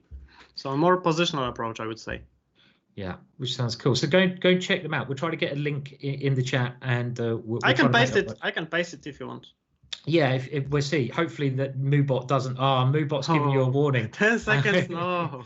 I tell you what. If I'm sure Lewis can post the link. We'll get Lewis to do it soon. Yeah. It's not that urgent. Yeah, it's okay. But it'd be nice if people get access to it. Now, I would obviously now just to update in the final. Wesley So is in the final. The H-bomb Hikaru is out. He didn't quite have enough in today and yesterday. I thought Wesley played fantastically to tame him, and it's all now about Magnus Carlsen versus Jan Nepo. And I just want to show one very interesting moment in this game I just noticed. Now Magnus plays queen c4 here, and you might be thinking in this position that black, okay, because he needs to win, wants to keep the queens on the board, but it's a really funny little move here, and I want to see if anyone in the chat can see it. So Camille, don't give it away. Let's see how good our chat is. If black plays the very bad move, bishop to c6, what move can white play? Who's going to be first in the chat to see the move? There's a really strong move here. There's more than one strong move, but there's one move which is a killer. What is the killing move? Yep, someone's saying queen sack. Where is the queen going to be sacked? Queen e6. Well done, Colleen. And queen e6 is simply a beautiful little tactic. If you go bishop e7, obviously I'd take it. And if you take the queen, bishop h5 is very funny way to end the game. g6, bishop takes g6, checkmate. Whoa, what do you think of that one? At least I can still spot some one move tactics, Camille. I didn't say it. When you asked about it, I was looking only at knight b5 and knight d5. I didn't see it. I was also thinking, of course, these moves after bishop c6 or bringing the knight in are very typical for the position. But this is what I call a little sexy queen sack. That's a sexy move to play. But back to the game, because it's really, really getting incredibly exciting. Now, the queens have come off, but that does not mean it's boring. Rook c8, bishop c5, and this is a tremendous maneuver because now Nepo brings his bishop into a very good square. f3, and he's won a pawn. Bishop takes c3, rook takes c3, rook b1. So he needs to win with the black pieces, and he's a pawn up. That is something, right? That gives him some glimmer of hope against Magnus. And it's so hard to beat Magnus with the black pieces, but he has a chance, surely now. Yes, of course, he has a great chance to beat the world champion, but I would say, on the other hand, that black has this majority of 5 versus 4 on the king side, but those pawns can't move that easily forward, and white is going to play bishop f2, and suddenly those bishops are great. Yes, Magnus must have compensation. He's got the bishop pair. He's got pressure, especially against b6. This bishop's going to come round, attack that one, and with the rook on b1, it does look like Magnus has certainly enough compensation for this whole thing. You've even got little moves like a5 if need be, And you know, it is a pawn, but it's not a great pawn. I think Nepo had to try this, but a move like bishop c8 is rather a sad move to play. Putting your bishop back on the start square, I don't, you know, I don't like that. But he's in trouble on the b file in some way, so he thought he had to play it. Can he hold on to his pawn? So let's say I go bishop f2. If I win that pawn, I'm doing really well because I'm the one with the active pieces being white. So I think you have to go rook c6 and hold on to it. And I'm assuming now an idea for black is knight to c5. If black gets a knight to c5, maybe it is a pawn. Maybe then he can consolidate, bring his king over to c7 to defend. So this is why Magnus is having to think after bishop c8. I can't see anything immediate in this particular position, Camille, but possible I've missed something, of course. Yeah, I thought initially that we want to go rook b2, rook b1, and I don't see a way to defend this pawn, but actually black has king d8, king c7, and it's not that simple. Yes, so let's have a look. If we do gang up rook here, knight c5 might be okay, but I do like this idea. Just first of all, getting the king here. We go rook b1. Again, if we can take that pawn on b6, we're better, but king c7 holds on to that pawn. Black is defending it with everything. If there's ever a5, I mean, a5 is a move you can try, but after b5, closing it down, you will have to play c4. Without the move c4, black has just improved his structure. So you'll need to play c4, otherwise you're just worse, and you need to tactically somehow make this work. The problem is when black takes on c4, all of the squares over here are defended. It's quite funny, Camille, we've got two Camilles now on the camera. If you look at nobody can handle that. Two of you, two for the price of one. So hello to my twin brother. Hello. I always wanted a brother. I have one, but okay. I have another one. That's bearded Camille on the camera, right? So that's when you had a beard, right? Yeah. By the way, if you after rook b2 on move now 12, okay, you played instead of rook b2, if you go bishop f2, rook c6, rook b2, I just want to show one thing, because I think if you go knight c5 here, there is this move bishop. You can just play bishop takes c5, I think, because if rook takes, you just drop a pawn. Yep. And if you take with the pawn, then I want to play bishop c4 and claim that after something like a5, rook b1, I'm going to have full compensation. I mean, no, I mean, I wanted to play a5 with white, but okay. All right, yeah. Here a5, there's bishop b5, but yeah, just a5 for white, rook b1. White has to have full compensation. I would say even white is better here. Totally agreed. This position, the bishop on c8 is dead. This is a very nice line. And with our rook definitely infiltrating into this square, and as you say, b5, Magnus won't lose such a position as this. So knight c5 does seem a little bit premature. In the game, rook b2 has been played instead. So now Nepo just castles. Let's remember, he has to win this position. He has to win this position. He has castled. Can we not just go now? Is Nepo going to go rook a3 maybe? Is this his idea? Bishop f2 play? No, we can't play. What am I talking about? How does Nepo now defend the b6 pawn? If we take the b6 pawn, we're doing very well. Maybe now knight c5. Now knight c5. Maybe there is a difference, because yeah, now if you take the pawn takes, the rook is on c3. But be careful. Can I go king here now and just try to trap your rook? Don't do it. If you go c4, I'm just in time with king d2.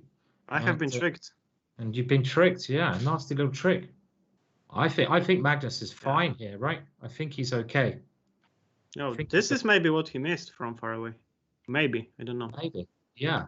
What does Nepo play? I think, yeah. I mean, okay, there are many moves to get a decent position here, but what does Nepo play to win this game? That's it. He needs to win. And I just think with the predicament of his pieces, they are far too passive over here. The bishop has gone back to c8. The knight can only dream of coming to c5. But whenever it does, we simply take that one. We discussed this before. And actually, in this position, white is the only one who can win. Because if you go pawn takes, you lose your rook, as we've seen. And if you go rook takes, well, I win my pawn back, and I'm gonna be winning this pawn on a6 probably. So I think knight c5 is just impossible. And if you don't play knight c5, if you now play rook c6, we saw before, you don't have the resource to bring your king to c7. So I just go rook b1. I'm going to mop this pawn up. I've got a better structure. Your extra pawn on the king side is not a good pawn because it's doubled and you can't do much. And Magnus is better in a lot of these positions. So I think Nepo is in trouble of now being eliminated, right? Unless I'm missing some clever idea, but I don't think there is a clever idea here because Black doesn't have enough activity. He simply doesn't. So do we reckon Magnus is going to face Wesley in the final? Yeah. Nepo is not going to win this. He's not going to win this one. He's not going to win, especially like against Magnus. You know, you're going into probably a slightly worse ending. Do you even want to like punish yourself by doing it, or do you just want to end it soon? He's got to play on. There's no point. I mean, a loss or a draw makes no difference. But I don't even see a way you can try to win or make it messy here. I don't see any way Black can activate in such a position. No way. There's no way, is there? There's nothing. F5, you just ignore it. Completely ignore it. Yes. F5 may look like an active thing, but yeah, we can just even take here. I mean, there's nothing to worry about. Not to worry, yeah. If you ever take here, bishop takes e4, and if anything, white's improved his position more because your pawns are now much weaker because they can't be defended by the f pawn. I mean, okay, maybe there is knight f6 here though, but knight f6. Okay, then either king, even king e2, I guess. And it's been played. It has been played. So he's gone for f5. So Camille, you found the only way. Well done of trying something. And f5 is I think a rather desperate idea, and he had to try it. Well spotted there. Bishop takes b6, and now, well, he might at least try this. He has taken. Bishop takes. Cool, you're good, Camille. You're like Nostradamus. But bishop d3, e4, right? Yeah. Why can't he play e4? Has he missed e4? Let's have a look. E4. I think. But maybe just f takes e4, right? F takes e4, and now Black really doesn't have any good checks with a knight. Maybe not, because the bishop covers any intrusion on f2, and this is just one check. It looks quite scary, but now I just go king e2, and you can't bring your rook to f2, and my bishops are controlling the board. Remember, 2 bishops in an open position is fantastic, and yeah, this seems to be under control. Bishop d3 is a class move. Don't forget, people, that Magnus just needs a draw here. Yeah. This is the key. E4's been played. Pawn takes e4. See, this is the difference between someone like Magnus, Camille, and someone like me. If I got to this position and my opponent played knight f6, I wouldn't consider the opportunity of allowing that rook to, some discovered check. I would play your king e2 and just be like, okay, this is probably still all right, but it's not as clear. Magnus plays bishop d3, and after pawn here, he's saying, right, okay, it looks very dangerous, but I've analysed a bit more. Knight check has come. King g1. He's played king g1, keeping it totally safe. But I think that's an amazing idea. I just wouldn't have seen that. I would have been too scared. And it shows you how these guys can just see that little bit more.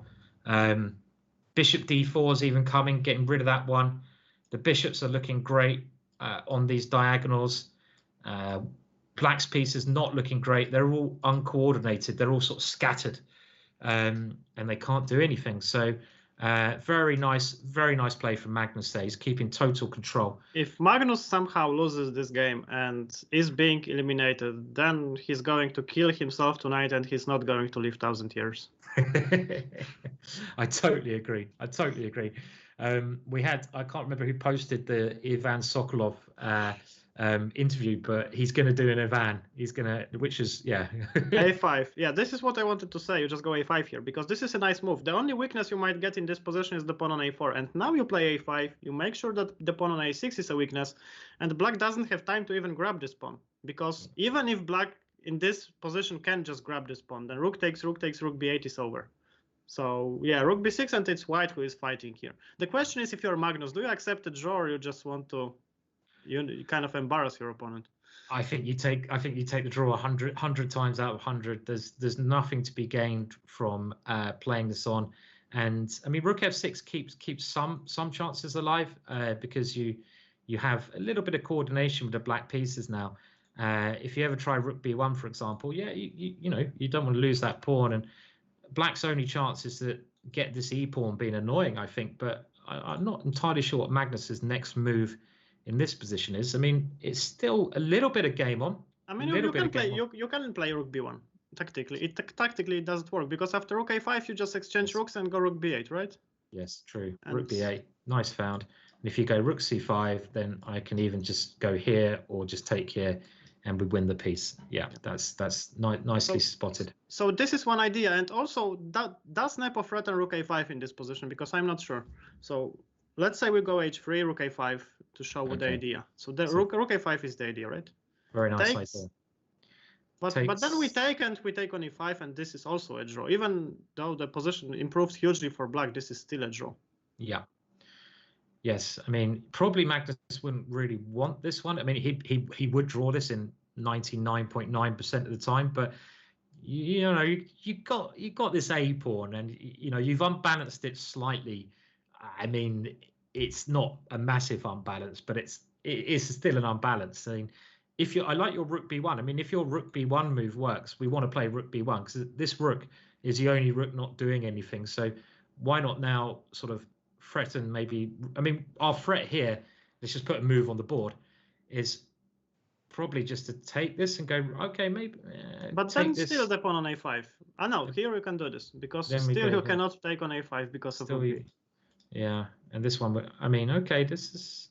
He's having a good think here. He doesn't want to throw this away with some silly ideas. So because rook f1 played. Okay, he's sure that like there are 10 moves that draw this, but he wants the clearest way possible with zero counterplay. So this is the way to do it. Yeah. Okay. Yeah. This is probably just very clever, isn't it? He had that was his bad rook, and he wants to get his bad rook out. He wants to exchange pieces, exchange down to. Completely drawn position. And if we now, again, the problems are if black ever grabs this one, there's always rook b8s as we've seen. So we can show that one more time. I mean, black's only chance is to try to, well, he can't do it here because of rook b8, the same tactic that a bishop coming, this pin is too strong. So after rook f1, yeah, this is a very nice move from Magnus. Very nice move there. And the biggest point I think is that after rook a5, yeah, you can just take on f6, but also even if you don't, then you can just take twice on f6, and this is a much better version of the positions. Okay, rook b8 was winning, but I just want to demonstrate that this is even a better version of the positions that we have seen. Just in case. Yeah. The a pawn is there, but black has 3 weaknesses now. Yeah, these pawns are always hanging. So after rook f1, very good move, just to stop any possibility. I mean, black can't even do anything with this rook. You can't move it anywhere around here because there's nowhere good to move it. I mean, rook c6 to try and keep some pieces on looks all wrong to me. This move looks completely wrong. I mean, maybe now rook b8 or something is anything. I mean, you can even take the rooks, but maybe rook b8 is okay. Let's say you take on a5, trying, and now bishop f5, rook c5. Is there something stronger for Magnus here? Magnus is a pawn down, but his pieces are so good, so good here. I don't know. Maybe let's not complicate our lives with this rook b8 idea. Just take the rook. I don't know. Back to the game. After rook f1, he's gone for rook b6. Pawn takes bishop b7, and okay, this is actually a try, because if you can win that pawn, you go pawn up. Even then I've got bishop b4 drawn. This has got draw written all over it. But okay, this is at least some imbalance. It's some imbalance. Totally right. Keeping the game alive, Jan. He's doing very clever. But just rook a1, right? Yeah, good suggestion also from Panku in the chat, rook a1. But then a5. Five. Now I see this maybe not that great. And now the black king can dream. e4 is a threat, yeah. So yeah, the rook a1 not. We don't want to do that, I think. Even here, if I play rook a4, I can try to go rook c4. Or maybe that ending's just bad though, right? Yeah. It's just very bad. So yeah, just bring the king. Okay, but then if I go bishop e4, is this I just want to swap off pawns. I know. Everybody would like to do this here. Well, Magnus has gone instead. Okay, that one was looking a little bit risky. He's just gone pawn to c4. And he wants to give the opportunity of his rook going behind. a5 played. Okay, I can imagine many scenarios where white is in trouble here, but this is a good move. This is great. Another brilliant move. This move is the move, isn't it? Because now black can't bring the king because the bishop c8, discovered check, winning the bishop on b7. So you're stopping the king. And the other very nice point of this, if the rook goes to this square here, well, we might even just have rook b8 if there's not anything simpler. Rook c6. I want to make something else work here, but maybe bishop e4, rook b6, c5 is the idea, but I don't think it is because rook b4 here. And c6, I take their bishop, I guess. Yeah. So it's too much. But yeah, I think after bishop f5, black should try rook c6. Can't see anything else. There's a couple of... But maybe rook a1 here. Maybe this is the idea, to exchange everything. And the biggest point is that black doesn't have a check on b1. Rook b6, rook a5, and b1 is protected by the bishop. Yeah, if you take here, takes this one covered. And obviously the pawns come off. Yeah, and the other thing, he's gone rook c6. The other thing I was thinking, can draw. You play c5? It's a draw. Okay, so because of rook a1. Magnus is through. I was thinking c5 as well, because if you take it, now I have bishop check, you move your king, and then I go rook f7. And this is like another, well, I mean, there was many ways that Magnus could draw. He has drawn. He's through to the final against Wesley. So, oof, close match, right? Yeah, very close. And, you know, we can say about the format that those 4 games, mini matches, are pretty random in, let's say, about the results distribution. But still, okay, the better players won. And especially in So Nakamura, I think Wesley showed a big domination today in all games. I mean, he wasn't in trouble at any moment, I guess. I totally agree. Wesley so kind of dominated Hikaru. I mean, maybe Hikaru had some chances, but Wesley was always ahead in the match. I think Nepo, you know, even though he lost the match, I think you can take some very positive things away from it because he's playing Magnus, who's pretty much undefeatable at the moment, and he showed that he's kind of mortal because he beat him in the first game. He had winning chances yesterday as well. And in a lot of his games, he was getting better positions. So he should, I know he's going to be upset that it didn't go his way, but he should take some stuff away. Like, okay, well, I can beat Magnus. I've proven that here for the future. And I still love to see that World Championship. Who would you like to see play Magnus Carlsen in the finals if you could pick anyone? If I can pick anyone? In the World Championship. Oh, in the World Championship. I mean, at the moment. Yes, at the moment. In 2-3 years, I would definitely say Ali Reza because he should be like 2,800 then.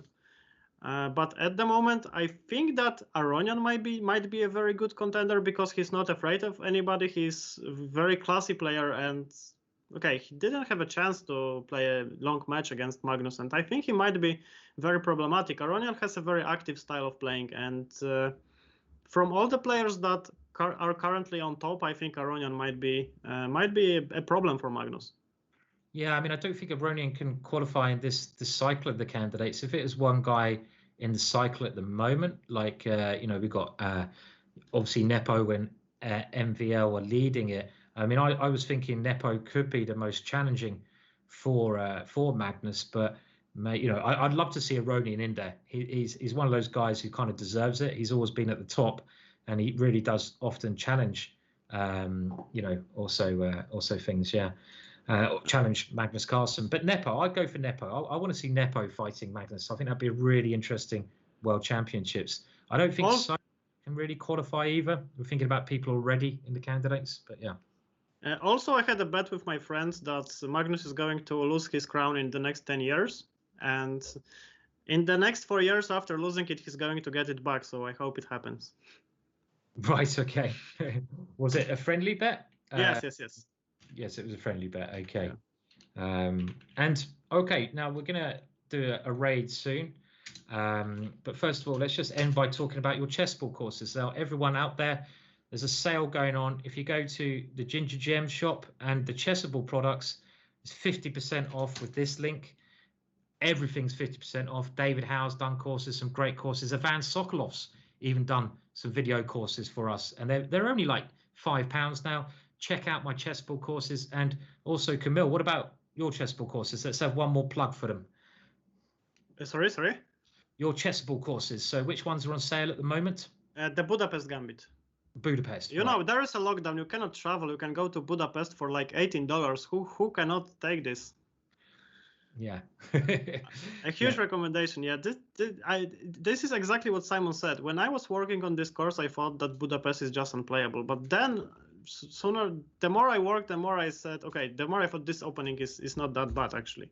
I mean, if White can prepare against you very deeply, he's going to get an advantage. But otherwise, you get your chances, especially if you want to unbalance the game. Yes, so go and check out the Budapest. Maybe we can get a link for that. I was hoping maybe Lewis can put a link in the thing. Go and check out Chessboard. Go and check out Camille's courses. They're on 50% off. Also, let's do a recap. So today, very exciting, but Magnus Carlsen is playing Wesley. So tomorrow, it's the same format tomorrow and the day after.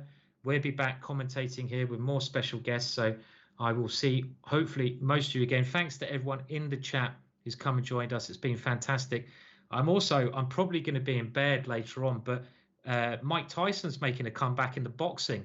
You know, if I didn't have to work tomorrow, I'd love to watch his comeback. I mean, it's a bit of a pantomime, but I'd still like to see that one.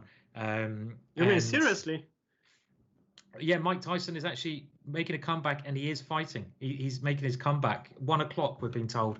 He's actually boxing again, and you know he's a pretty hardcore boxer.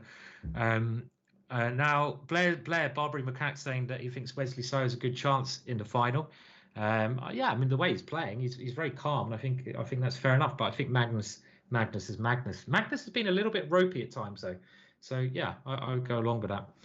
Camille, any final words before we do a little raid? Any final words? Thank you very much for the invitation. It was really a pleasure, to be here, to commentate. And it was a very enjoyable day and very enjoyable semi-final. I hope to see some blood in the finals because, you know, we don't want 4 draws. We want to have some action going on. And yeah, thanks everybody. I hope that you enjoyed that. And once again, thanks, Simon. Well, thank you very much as well for coming along. It's been fantastic to have you on. Thank you to everyone in the chat. Now, I'm trying to find, I like raiding random people. I just was going to raid someone, but I think their show is over. So I'm trying to find someone else random. I think lots of the shows are now ending due to, obviously, the end of the match. So I'm going to have to. So Peter is online. Okay, let's go for Peter. Peter Svidler. Now, I know Peter is. Okay. What's his handle again? Because I think Paul Borta. It's Paul Borta. Okay, let's do it. Okay, so he helped us out a lot yesterday. Okay, P-O. Can you spell it for me? Sorry. P-O-L-B. Yep. O-R. P-O-L. Maybe I will write it on chat. Our people will do. Oh, I think someone's put it there. No, it's wrong. It's P-O-L Borta. Got it. I got it. So go and say hello to Peter, everyone, who did a great job yesterday. Everyone thank him yesterday, and we'll see you all tomorrow, hopefully. We're going to give him a little raid. Thanks everyone for coming along, and yeah, good stuff. Bye for now.